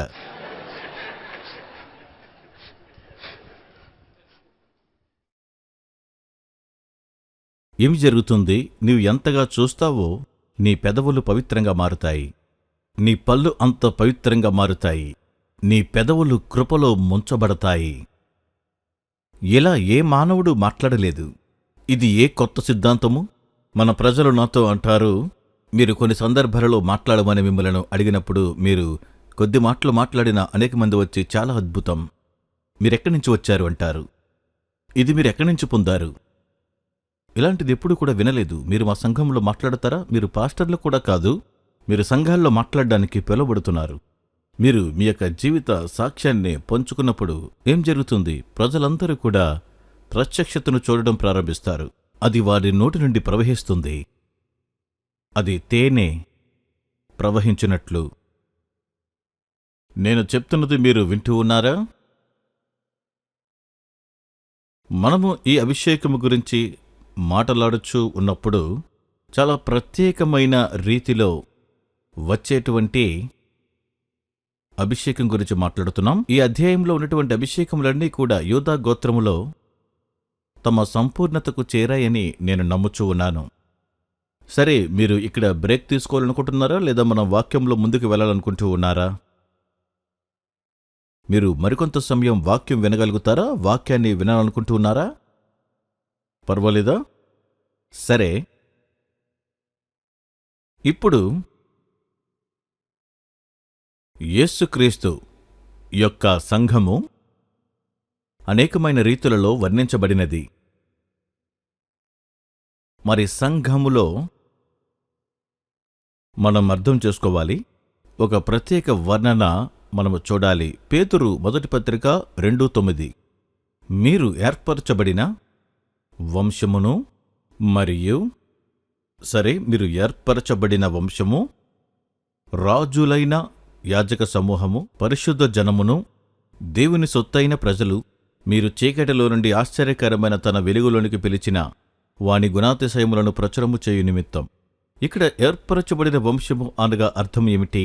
దాని యొక్క అర్థము చాలా ప్రత్యేకముగా, చాలా ఉద్దేశపూర్వకముగా ఎన్నిక చేయబడి ఏర్పాటు చేయబడిన వాడవు. అంటే నీ ఆత్మీయ ఏర్పాటు, నీలో ఉన్నటువంటి అణువణువు కూడా భౌతిక జన్మ ద్వారా వచ్చినవి కాదు, కాని ఆత్మీయ జన్మం గురించి అంటుంది.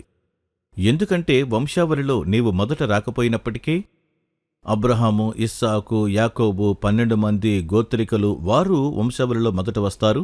చాలామంది ఈరోజు యూదాయిజంలోనికి వెళ్ళాలనుకుంటారు. అది తప్పు. ఎందుకంటే యేసుక్రీస్తు అన్నారు, బైబిల్ సెలవిస్తుంది, క్రీస్తులో యూదుడని అన్యుడని లేదు. మనము నూతన సృష్టి. మెస్సియా స్థితిలోనికి మరికొందరు వెనక్కి వెళ్లాలని ఆశిస్తూ ఉంటారు. ఈరోజు అర్థం చేసుకోవాలి, నీవు ప్రభు యొక్క వంశమయ్యున్నావు. మరి మన ప్రభువునకు మూలము అది యోధా. దానికి వాక్య ఆధారములున్నవి. కనుక నీ ఏర్పాటు యోధాలో ఉన్నది. కీర్తనలు 22వ కీర్తన 30వ వచనం బైబిల్ సెలవిస్తుంది. న్యూ కింగ్ జేమ్స్ కంటే కూడా కింగ్ జేమ్సే మంచి వెర్షన్గా ఉంది. బైబిల్ అంటుంది, ఒక సంతతివారు ఆయనను సేవించెదరు. ఒక సంతతివారు ఆయనను సేవించెదరు. జాగ్రత్తగా వినండి. రాబోవు తరమునకు ప్రభువును గూర్చి వివరింతురు. ఒక తరమునకు అని ఉంది. న్యూ కింగ్ జేమ్స్లో రాబోవు తరమునకు అని ఉంది. ఒక తరమునకు అని. ఇక్కడ 22వ కీర్తన అంటుంది, ఒక సంతతి వారు ఆయనను సేవించెదరు. మరి దేవుని యొక్క అంచనాలో ఆ యొక్క సంతతి నిర్వచింపబడలేదు. ఎందుకంటే ఒక తరము అనేది మనం చూస్తే 40 సంవత్సరములుగా దానిని లెక్కించారు. సుమారుగా 40 సంవత్సరములు. అది అనగా పిల్లలు పెరగకముందు ఒక జీవిత కాలము. కాని క్రీస్తులో కాలక్రమాన్ని బట్టి తరము నిర్వచింపబడలేదు, అది ఆయనలో నిర్వచింపబడింది. బైబిల్ సెలవిస్తుంది, రాబోవు తరమునకు ప్రభువును గూర్చి వారు వివరింతురు. పేతురంటున్నాడు, మీరు ఏర్పరచబడిన వంశము. యెషయా 53 అంటుంది, ప్రభువు తరము వారిలో ఈ సంగతి ఆలోచించిన వారెవరు? ప్రభువు తరము వారిలో ప్రకటించువారెవరు? ఇప్పుడు మత్తయి 1వ అధ్యాయములో బైబిల్ క్రొత్త నిబంధనలో ప్రభువు యొక్క వంశమును మనకు పరిచయం చేస్తున్నది. అక్కడ ఇలా ఉంది, మత్తయి 1:1. సరే, ఇక్కడ ఒకటి మీకు నేను చూపిస్తాను. దీనిని మనమందరము కూడా రాసుకోవలసిన అవసరముందని నేను తలస్తున్నాను. సరే, నాతో పాటు మీరు చదవండి. మత్తయి 1వ అధ్యాయం. మనము దీనిని చూడాలని నేను కోరుచున్నాను. కొన్నిసార్లు మనం కొన్నింటిని తేలికగా తీసుకుంటాము, ఈ యొక్క వంశావళి జాబితాను కూడా. దాన్ని మనం చదవము. ఈ పుస్తకములో దేవుని యొక్క వంశావళి లేదా ఆయన తరము ఉన్నది. ఆ జాతుల రకము దేవుని నిర్మాణం. ఇది ప్రకృతిపరంగా ప్రారంభమై ఆత్మీయంగా ముగుస్తుంది. దీన్ని ప్రత్యేకంగా తెలియచేస్తాను. ఈ పుస్తకంలో చదవండి. అబ్రహాము కుమారుడగు దావీదు కుమారుడైన యేసుక్రీస్తు వంశావళి. అబ్రహాము ఇస్సాకును కనెను, ఇస్సాకు యాకోబును కనెను. యాకోబు ఎవరని?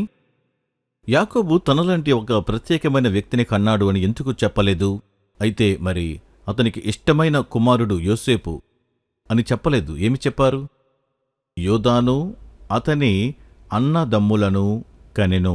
యూదా తామారునందు పెరెసును జెరహును కనెను. పెరెసు ఎస్రోమును కనెను. ఎస్రోము అరామును కనెను. అరాము ఎవరిని? అమ్మినదాబును కనెను. ఇంకా చదవచ్చు. 17వ వచనంలోనికి వెళదాము. ఇట్లు అబ్రహాము మొదలుకొని దావీదు వరకు తరములన్నీయు. అబ్రహాము నుండి దావీదు వరకు ఎన్ని తరములు? 14 తరములు. దావీదు మొదలుకొని బబులోనుకు కొనుపోబడిన కాలము వరకు 14 తరములు. ఇది మీకు ఎంత ఇస్తుంది? 14 + 14 28. సరే, బబులోనుకు కొనుపోబడినది మొదలుకొని క్రీస్తు వరకు అది 14 తరములు. ఎవరి వరకు? యేసు వరకు అని ఉందా? లేదా క్రీస్తు వరకు అని ఉందా?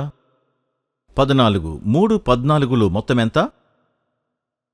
42 తరములు. సరియేనా? సరైనదేనా? సరే, 42 తరములు. ఇప్పుడు వెనక్కి వెళ్ళండి. 16వ వచనం. యాకోబు మరియ భర్త అయిన యోసేపును కనెను. ఆమె యందు క్రీస్తు అనబడిన యేసు పుట్టెను. ఇక్కడ క్రీస్తు, అక్కడ కూడా క్రీస్తు అని ఉంది. ఇక్కడ ఒక ప్రశ్న. ఈ ప్రశ్నకు మీరు జవాబు చెప్పండి.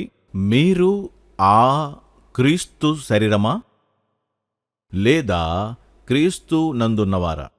సరే, ఆ పేర్ల యొక్క జాబితాను మీరు చదివినట్లయితే, ఇప్పుడు నాకు సమయము లేదు. ఈ జాబితాలో యోసేపును 40వ స్థానంలో మీరు చూస్తారు. 16వ వచనం. యోసేపు 40వ సంఖ్య. మీరు వెళ్ళి లెక్కిస్తే అబ్రహాము, ఇస్సాకు, యాకోబు, యూదా, పెరెసు పేర్లు లెక్కించండి. పెరెసు కనెను అనేది 40వ సంఖ్యలో యోసేపు వస్తాడు. అతడు యేసుకు తండ్రిగా వ్యవహరించాడు. అంటే యేసును దత్తత తీసుకున్నవాడు. సంఖ్య 40. యేసు 41లో ఉన్నాడు జాబితాలో. సమస్య ఏమిటంటే అతనికి వివాహం కాలేదు. అతనికి పిల్లలు లేరు. అతనికి పిల్లలు లేరు కాబట్టి వంశావళి అక్కడితో ముగుస్తుంది. 42 ఎలా వచ్చింది? ఎందుకంటే యేసు తరువాత ఆయన ద్వారా జన్మించిన వారు శరీర మూలముగా కాదు, ఆత్మ మూలంగా జన్మించారు. అంటే దాని అర్థమేమిటి? భౌతిక క్రమములో యేసు ఆఖరివాడు మరియు మనలను ఆత్మీయ క్రమములో నడిపించే మొదటివాడు ఆయనే. ఆయనను ప్రక్కలో పొడిచినప్పుడు మరి నీళ్లు రక్తమును వచ్చెను. ప్రక్కటెముక నుండి దేవుడు అవ్వను తీసినట్లుగా, ప్రక్కటెముక నుండి అవ్వ తీయబడినట్లుగా మనము యేసుక్రీస్తు సంఘముగా తీయబడియున్నాము. ఆ 42వ తరము ఎవరు అంటే మనమే. 42 చాలా చక్కని సంఖ్య, 6 మానవుని సంఖ్య, 7 అనేది పరిపూర్ణ సంఖ్య. 6 ఏళ్లు చూస్తే 42 అనగా పరిపూర్ణ మానవుడు లేదా పరిపూర్ణమైన తరము. మరి ఆ క్రమము ఏమిటి? మనమందరము యోధా నుండి వచ్చాము. మనము అందుకే బైబిల్ ఎప్పుడు సెలవించిన మత్తయి 23, మత్తయి 24 ఈ తరము గతించిపోదు. కొందరంటారు, కాని అది భౌతికమైనట్లయితే చాలా కార్యాలు జరిగాయి, అయితే ఇంకా నెరవేర్పు పొందలేనటువంటి లేఖనాలు కూడా ఉన్నాయి. ఇక్కడ భౌతిక తరము గురించి మాట్లాడటం లేదు, 42వ తరము గురించే మాట్లాడుచూ ఉన్నాడు. గ్రంథములో ఉన్న సమస్తమును కూడా నెరవేర్చబడేంతవరకు ఈ తరము గతించిపోదు, అదే మనము. ఇది సమయము లేని, అంతము లేని, నిత్యమైనటువంటి తరము. ఇది యోధా యొక్క తరము. నీవు క్రీస్తునందున్న ఎడల ఈ భౌతిక గుడారములు శిథిలమైనను, అనగా శారీరక మరణం, నీవు మరణించవు. ఎందుకంటే నీ ఆత్మ ఆయన ఆత్మలో భాగమైనది, ఆయన ఆత్మ నీలో భాగమైనది. మీరు వివాహం చేయబడ్డారు. ఈ దేహమును విడుచుట అనగా ప్రభువు వద్దకు చేరుటయే. ఈ దేహములు పునరుత్థానము వరకు మరణించి ఉండవచ్చును, కాని నీ ఆత్మ ఎల్లప్పుడూ సజీవంగా ఉండును. సరే, మనము చదివినటువంటి ఆ యొక్క పేర్లు వారి యొక్క వంశములో భౌతికముగా మన కుటుంబ క్రమము కూడా చదువుటకు ఆసక్తిగా ఉండదు. కొందరు స్త్రీల పేర్లు ఉన్నాయి. మరి తామారు, అది ఆమె ఈ వంశములోనే ఉండిపోవాలని ఎంతగానో ఆరాటపడింది. యాకోబు కుమారులలో ఒకడైన ఆమె భర్త, అది ఆమె భర్త అయినటువంటి యాకోబు కుమారులలో ఒకడు మరణించాడు. ఆ యొక్క వివరాలు మీకు తెలియచేస్తాను. యూదా తామారునందు పెరెసును జెరహును కనెను. సరే, పెరెసు ఎస్రోమును కనెను మొదలైనవి. ఇది యూదా కుటుంబానికి చెందిన ఆమె యొక్క భర్త చనిపోయి ఉన్నాడు. ఆమె చాలా నిరాశలో ఉంది, ఎందుకంటే ఆయన చనిపోయినప్పుడు ఆమెకు పిల్లలు లేరు. యూదా తన యొక్క కుమారులలో ఒకరిని ఇస్తాడు అని ఆశ కలిగింది. మరి ఆ విధంగా అతడు చేయలేదు. కాబట్టి ఆమె వ్యభిచారి వలె వేషము ధరించినది అతని బలహీనత. అతడు ఆమెతో పోయినప్పుడు ఆమె గర్భము ధరించింది. అయితే ఆమె తన మామ ద్వారా గర్భము ధరించినది. ఈ వంశములో పిల్లలు కనాలని ఆమె ఆరాటపడింది.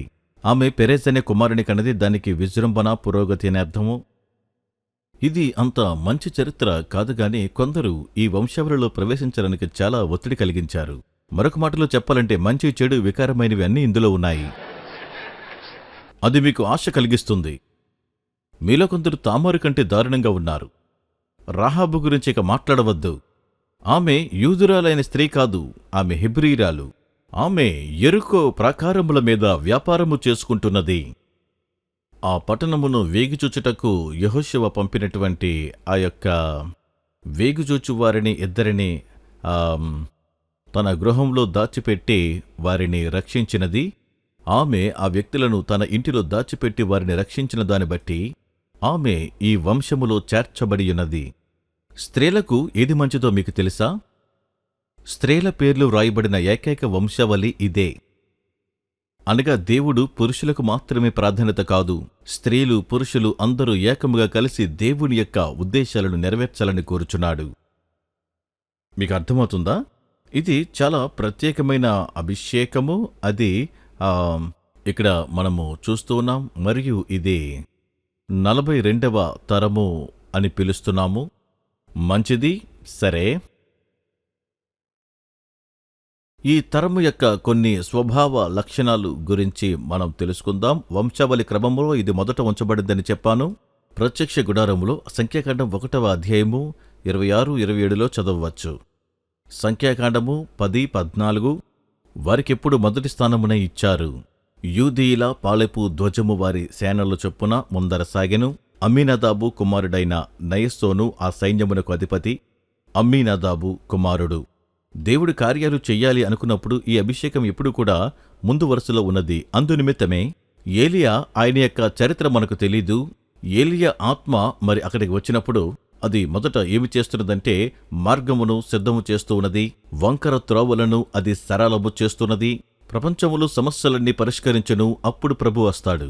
కొన్నిసార్లు నేను తలస్తాను, యూదా యొక్క ఆ యొక్క అభిషేకము మార్గమును సిద్ధపరచుటకు ఏలియా యొక్క ఆత్మను పంపించును. అదే మనం చేస్తున్నాం. మేము సంస్కరణ చేస్తున్నాము. అది మా చర్యలో భాగము. మేము సరిచేస్తాము, సర్దుబాటు చేస్తాము మొదలైనవి. ఈ అభిషేకం గురించి ఇంకా ఆసక్తికరంగా నేను ఏమి కనుగొన్నానంటే దీన్ని మీకు తెలియపరుస్తాను. ఈరోజు అన్ని విషయాలు కూడా మీకు చెప్పలేను. అది దీనికి ఒక వాక్యాన్ని చూపిస్తాను. అది ఆదికాండంలో ఉంటుంది. అది మనం చూస్తే కొన్ని విషయాలు దాటిపోవచ్చును. అది యూదా యొక్క అభిషేకము గురించి. మీరు ఇంటికి వెళ్ళి దానిని చదవండి. నేను దాని యొక్క వివరణ మీకు తెలియచేస్తాను. అది పర్వాలేదా? ఎందుకంటే మనకు సమయం ఎక్కువగా లేదు.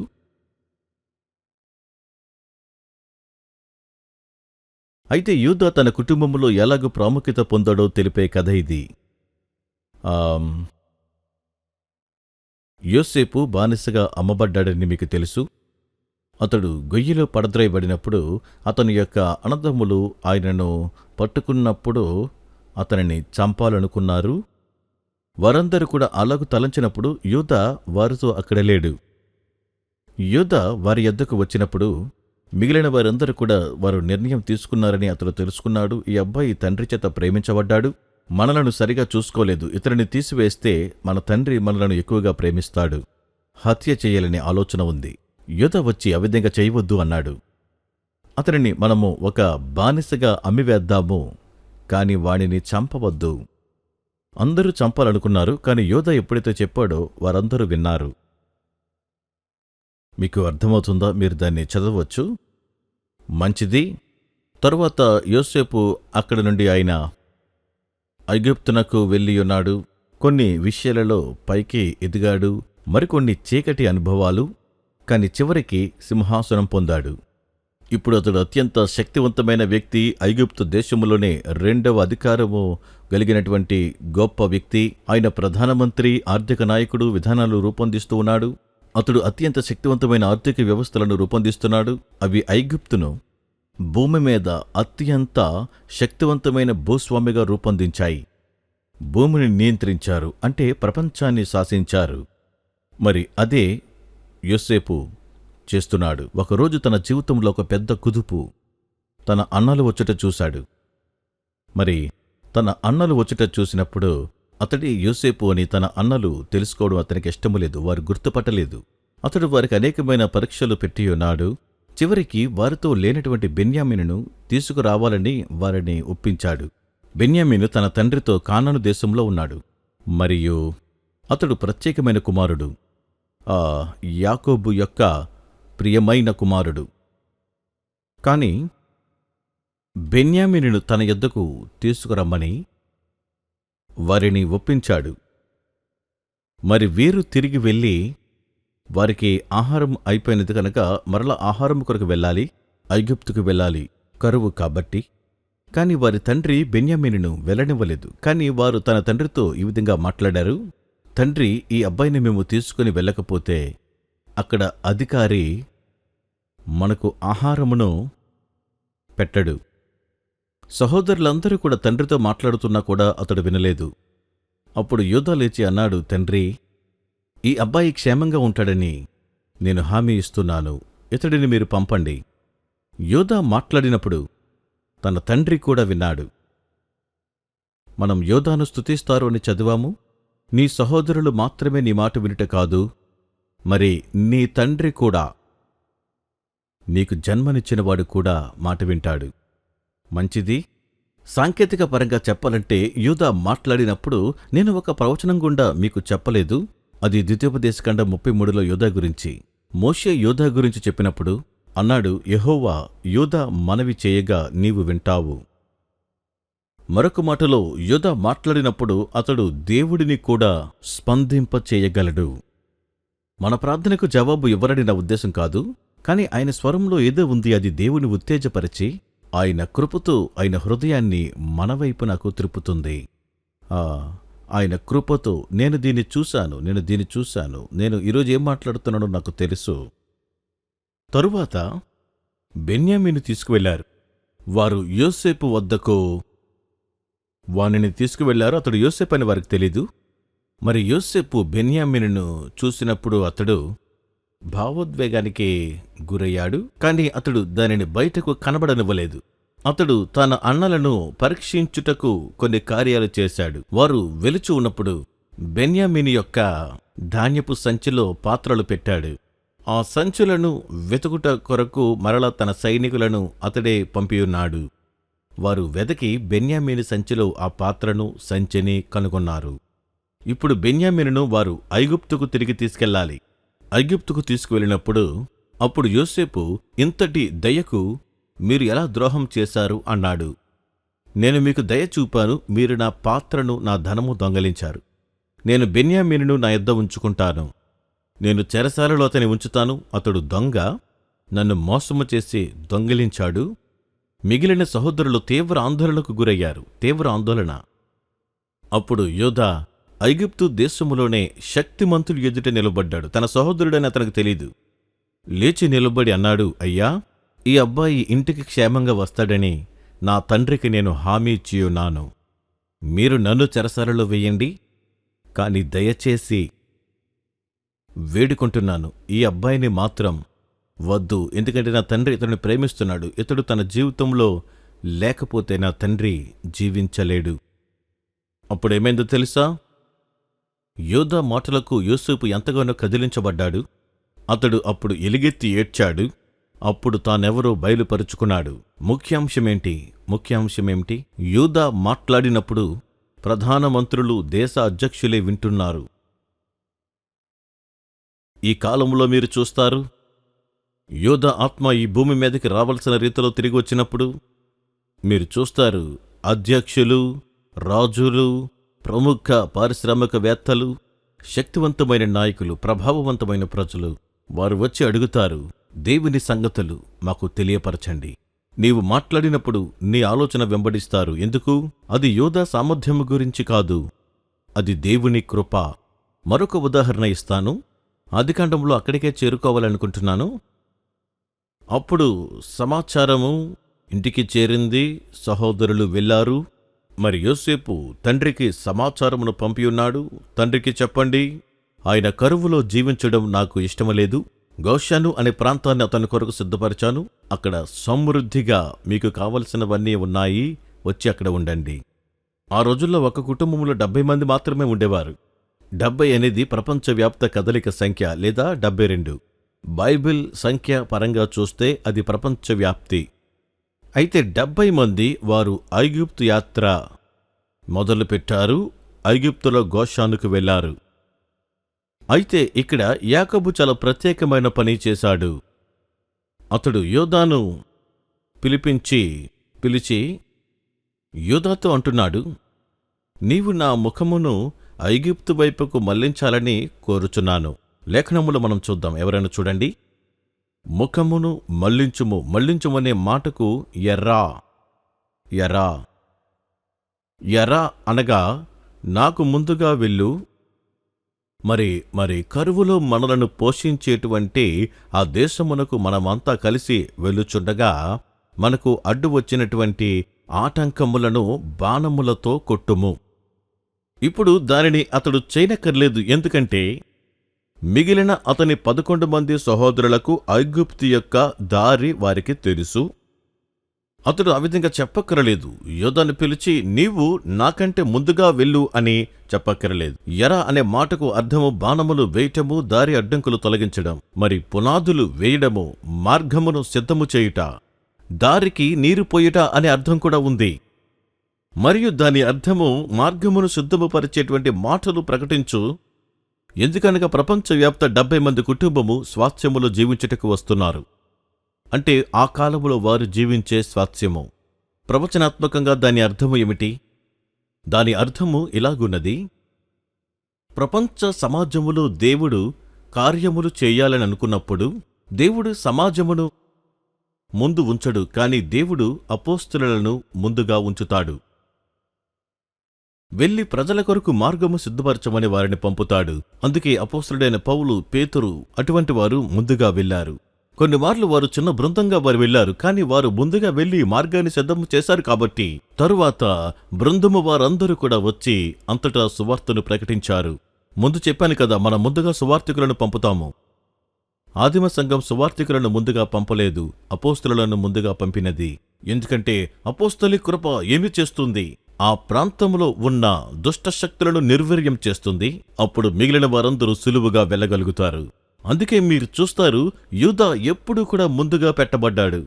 యుద్ధములోనూ పాలెములో స్థానములలోనూ యూదా ముందుగా ఉన్నట్లయితే అతడు ఒక విధమైన ఆయుధముతో నిర్మించబడి ఉన్నాడు. ఇతరులు చేయలేనటువంటి కార్యములను కూడా చేయుటకు అతడు సామర్థ్యము కలిగున్నాడు. అందుకే దేవుడు యూదా గురించి ఈ విధంగా చెప్పాడు: అతడు రాజగుర్రము, యుద్ధపు గుర్రము. దేవుడంటాడు, నేను యుద్ధానికి వెళ్ళినప్పుడు మొదట నా గుర్రాన్ని చూస్తాను, దానిపై కూర్చుంటాను. యూదా, నీవే నా గుర్రము. జకర్యాలో అంటాడు, యూదా, నీవు నా గుర్రము, నీపైన స్వారీ చేసినప్పుడు నేను విజయములోనికి వెళ్ళగలుగుతాను. వెనక మిగిలిన వారందరూ కూడా వస్తారు. అందుకే దావీదు శక్తిమంతుడు. సౌలు కంటే గొప్పవాడు అని శక్తిమంతుడు కాదు. సౌలు బెన్యామీను గోత్రం నుండి వచ్చాడు, యూదా గోత్రం నుండి రాలేదు. దావీదు శత్రువులతో పోరాటము చేయుటకు వెళ్ళినప్పుడు 10 వేలల్లో వారిని జయించాడు. ఎందుకంటే మరి సౌలు పరిమితమైన సామర్థ్యాన్ని కలిగి ఉన్నాడు, అది అతని కృప కాదు. అందుకే ఈ కాలములో ఆత్మలోకంలో ఒక పోరాటం జరుగుతుంది. ఈ అభిషేకపు దుప్పటిని ఎలా ఉపయోగించాలో నువ్వు తెలుసుకుంటే అది అద్భుతంగా ఉంటుంది. మనకు చాలా తక్కువ సమయమే ఉన్నది. దీన్ని మనం ముందుకు తీసుకుని వెళదాము. ఇంకా చాలా ఉన్నది.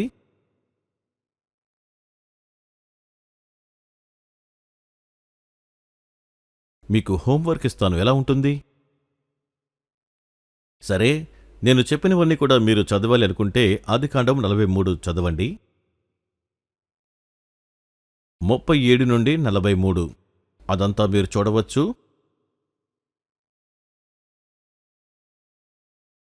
మీ కొరకు నేను చదువుతాను, తద్వారా మనం సకాలంలో పూర్తి చేస్తాం.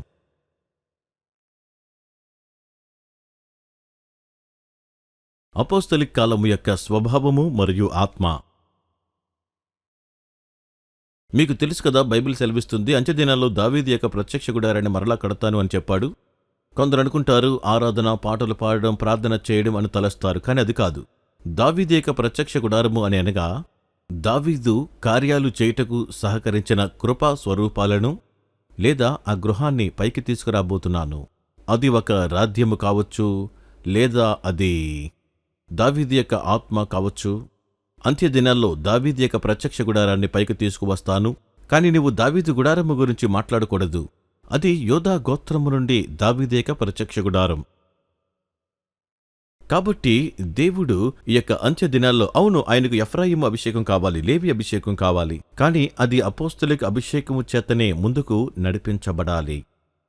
అందుకే ఈ కాలంలో మీరు కనుగొంటారు, కొందరు నన్ను భరించలేని వ్యక్తి అనుకుంటారు. ఎవరైనా వేరుగా నడిచినట్లయితే నేను కఠినంగా వ్యవహరిస్తాను. కొన్నిమార్లు మనం చెప్పినటువంటి మాటలు ఇతర సంఘాలకు అవి పూర్తిగా ఇబ్బందికరంగా ఉంటాయి. దేవుని ఇంటిని కట్టడానికి ఒకే మార్గముంది. దావీదు యొక్క ఆత్మ దావీదు యొక్క ప్రత్యక్ష గుడారముకు తిరిగి రావలసి ఉన్నది. అదే మనం చేస్తున్న అపోస్తల కార్యం 15 సెలవిస్తుంది. మరి అంచె దినాల్లో దావీదు యొక్క గుడారమును తిరిగి కట్టేదను. సంఘము దారి తప్పిందని నేను తలంచుచున్నాను. అయితే ఇప్పుడు గుడారము స్థాపించుటకు తిరిగి వస్తున్నాము. మీరు కూడా ఆ గుడారములో ఒక భాగమని మీరు విశ్వసించాలి. ఆమేన్. రెండవదిగా నేను చెప్పేది అపోస్తలిక్ కాలము యొక్క స్వభావము, ఆత్మ. అది అర్థం చేసుకున్నటలో క్లిష్టముగా ఉంటుంది. మొదటిగా, అది దేవుని హృదయంలో ఉన్న సమస్తమును వెంబడిస్తుంది. మీరు దీన్ని అర్థం చేసుకోవాలి. సంఖ్యాకాండము 14, మొదటి దినవృత్తాంతము 28:10 నుండి తెలియపరుస్తుంది. ప్రణాళిక ప్రకారముగా అది నిర్మిస్తూ ఉన్నది. దయచేసి వేడుకుంటున్నాను, సగము సగముగా దేవుని వెంబడించవద్దు. లేకపోతే ఏమీ కూడా ఉండదు. మీరు వింటున్నారా? మీరు నిజంగా దీవించబడాలంటే పూర్తిగా ఇవ్వండి. పూర్తిగా ఇవ్వండి. రెండవది ఏంటంటే, కీర్తన 78:72 నుండి మీ కొరకు చదివాను. అతడు యథార్థ హృదయుడై వారిని పాలించెను. నటనతో కూడిన జీవితము లేదు, రాజకీయ ఆలోచనలు లేవు, పెత్తనము లేదు. కేవలం బయటకు మాత్రమే మంచిగా కనబడడం కాదు, హృదయం యథార్థతతో, పారదర్శకత, నిజాయితీ. మూడవది, కార్యములు యందు నేర్పర్యై వారిని నడిపించెను. దాని అర్థమేమిటి? దాని అర్థము, దాని పూర్తి బలము, దాని పూర్తి శక్తి, అది చేయు ప్రతిదీ అది దేవుని వద్ద నుండి, అది తనది కాదు. నా చేతులే ఈ ఇల్లు కట్టిను అని చెప్పుట కాదు, నా చేతులు లోకమును జయించెను అని కాదు, ఇది నా సొంత శక్తి కాదు. నీవంటావు, నేను చేసిన సమస్తము దేవుని కృపచేతనే. మీకు అర్థమవుతుందా? తరువాతది, అది ముగింపునిచ్చే అభిషేకం. ఎఫ్రాయిము ముగించలేదు, మోషే కూడా లేదు. వాగ్దాన భూమిలోనికి రాకమునిపే తీసుకోబడ్డాడు. ఎఫ్రాయిము సగమే పూర్తి చేశాడు, అది యెహోషువ. కాని ఈ అభిషేకం పూర్తి చేస్తుంది. పూర్తి అయ్యేంతవరకు కూడా అది ఆగదు. అది ప్రారంభించిన కార్యములను పూర్తి చేస్తుంది. జెరుబ్బాబెలు దీనికి చక్కని ఉదాహరణ. యోధా గోత్రము నుండి అతడు వచ్చియున్నాడు. జెరుబ్బాబెలు, బైబిల్ సెలవిస్తుంది, శక్తి చేత కాదు, బలము చేత కాదు, నా ఆత్మ ద్వారానే ప్రభు అంటున్నాడు. అదే జకరియా జెరుబ్బాబెలుతో చెప్పియున్నాడు.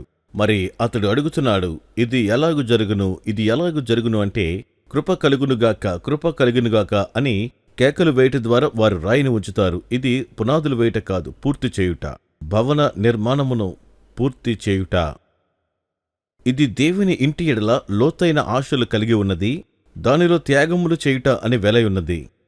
మరి దావీదు తన తప్పిదమును గమనించి ఉన్నాడు. ఒక దినాన తన అందమైన కోటలో అతడు ఉన్నాడు. అక్కడి నుండి పట్టణమును చూస్తూ ఉన్నాడు. దేవుని మందసము గుడారములో ఉన్నది అని గుర్తించాడు. మందసము గుడారములో ఉన్నది. దేవుడు గుడారములో ఉండగా నేను ఇంత అందమైన గృహములో ఎలాగూ నివసించగలను? అతడన్నాడు, నాకున్న సమస్తమును అర్పించి నాకంటే అందమైన గృహమును దేవుని కొరకు నిర్మిస్తాను. ఈ కాలం యొక్క ప్రాముఖ్యత ఏమిటి? నీ ఇల్లు కట్టుకునుట కాదు, దేవుని ఇల్లు కట్టుట. ఒక దినాన డ్రైవింగ్ చేస్తూ మేం మాట్లాడుకుంటున్నాం. ఇప్పుడు నేను మన ఇంటిని కట్టే ఒక దశలో ఉన్నాను. దేనికి అపారమైన విశ్వాసము, దైవ సహాయము అవసరం. నేను డ్రైవింగ్ చేస్తూ ఆ పాస్టర్ గారికి చెప్పి ఉన్నాను. దేవుడు చాలా స్పష్టంగా నాతో చెప్పి ఉన్నాడు. దేవుడు నా చేతిలో పెట్టినటువంటి ధనముతో మనము కాన్ఫరెన్సులు నిర్వహించడము, ప్రపంచమంతా విమానపు ఖర్చులను భరించుకొని వెళ్ళటము, నా జీవితాన్ని దారపోయటము. నా ఇల్లు కూలిపోయినా సరే నేను దేవుని ఇంటిని మాత్రం కడతాను. నాకు తెలుసు, నేను ఆయన ఇంటిని కడుతూ ఉన్నప్పుడు ఆయన నా ఇంటిని కడతాడు.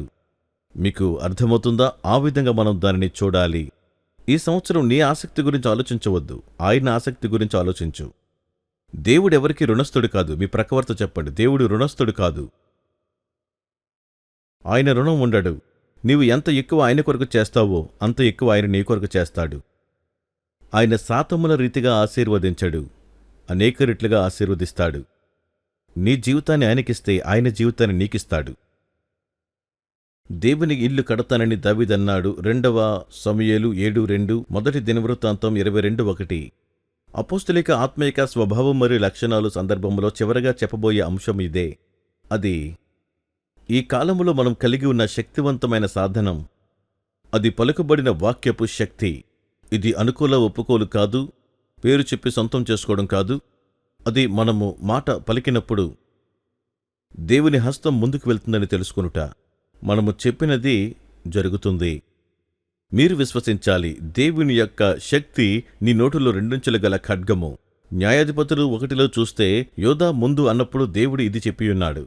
వారు కత్తి వాత చేత పట్టణములు స్వాధీనము చేసుకున్నారు. అది ప్రాస, మాటలతో ఆడే ఆట. అంచు అంటే అర్థం తెలుసా? నోరు, పెహ్, నోరు, శరీరపు నోరు. ఖడ్గము అనగా మాట. ఏమంటున్నాడు? మాటలు పలికేటువంటి నోటి ద్వారా పట్టణములను పట్టుకుంటావు. నీ నోటి నుంచి వచ్చే మాటలు 2 ఖడ్గము వలె అవి ఉంటాయి. అవి ప్రాణాత్మలలోనికి చేరును, కీళ్లు మూలుగులో చేరును, అవి నీ తలంపులను పరిశోధించును. దానినే ఇది చేయును. నీకు మాటలాడుట తెలిస్తే నేను చూశాను. నేను మాటలాడుట నేర్చుకున్నదంతయు అది దేవుని వద్ద నుండే. అది నాకంటే శక్తిగలది. అది దేవుని విషయంలో ఘనపరచుట, జవాబు ఇచ్చుట. వట్టి మాటలు పలకవద్దు. దేవుడు నీతో మాట్లాడినప్పుడు నీవు దానినే మాట్లాడము. అప్పుడు దేవుడు నీ జీవితంలో ఏమి చేస్తాడో చూస్తావు. మీరు వింటున్నారా? ఇది చాలా ప్రత్యేకమైన అభిషేకము. మీరు చూస్తారు, ఈ అభిషేకం భూమిపైకి తీసుకురాబడినప్పుడు ద్వితీయోపదేశకాండము 33:7 పలకబడినటువంటి వాక్యము గురించి అక్కడ చూడవచ్చును. రాజు గిల్గాలుకు వెళ్ళుట గురించి అక్కడ ఉంటుంది. 43వ వచనములో చివరిలో ఈ మాట తెలియచేయబడింది. యోదా వారి మాటలు, దీనిని వినండి, యోదా వారి మాటలు ఇశ్రాయేలు వారి మాటల కంటే కఠినముగా ఉండెను. కఠినముగా. ఇది ఏకము చేసే అభిషేకము. 2 సమూయేలు 19:14-16. అతడు పోయి ఎవరునూ తప్పకుండా యోదావారినందరినీ రాజునకు ఇష్టపూర్వకముగా లోబడినట్లు చేయగా. ఇంకా క్రిందకి వెళ్ళి మీరు చదవవచ్చును. ఇది ఒక యుద్ధ అభిషేకము. ఇది జ్ఞాన నిర్మాణ అభిషేకము. ఇది ఆరాధించే అభిషేకము. దీనిలో ప్రార్థన మొదలైనవి ఉంటాయి. ఇది వనరులతో కూడిన అభిషేకము. అనేకమైన అవసరతలు తీర్చబడినట్లు ప్రజలు దేవుని చేత వాడబడుచున్నారు. మరి ఈ అభిషేకము దేవుడు మనుష్యుల మధ్య నివసించుటకు గుడారమును కట్టే అభిషేకమయ్యున్నది. ఆమేన్. ఎంతమందికి అభిషేకం కావాలి? దాన్ని తెలియచేశాను. చేతులు పైకెత్తి లేచి నిలవండి.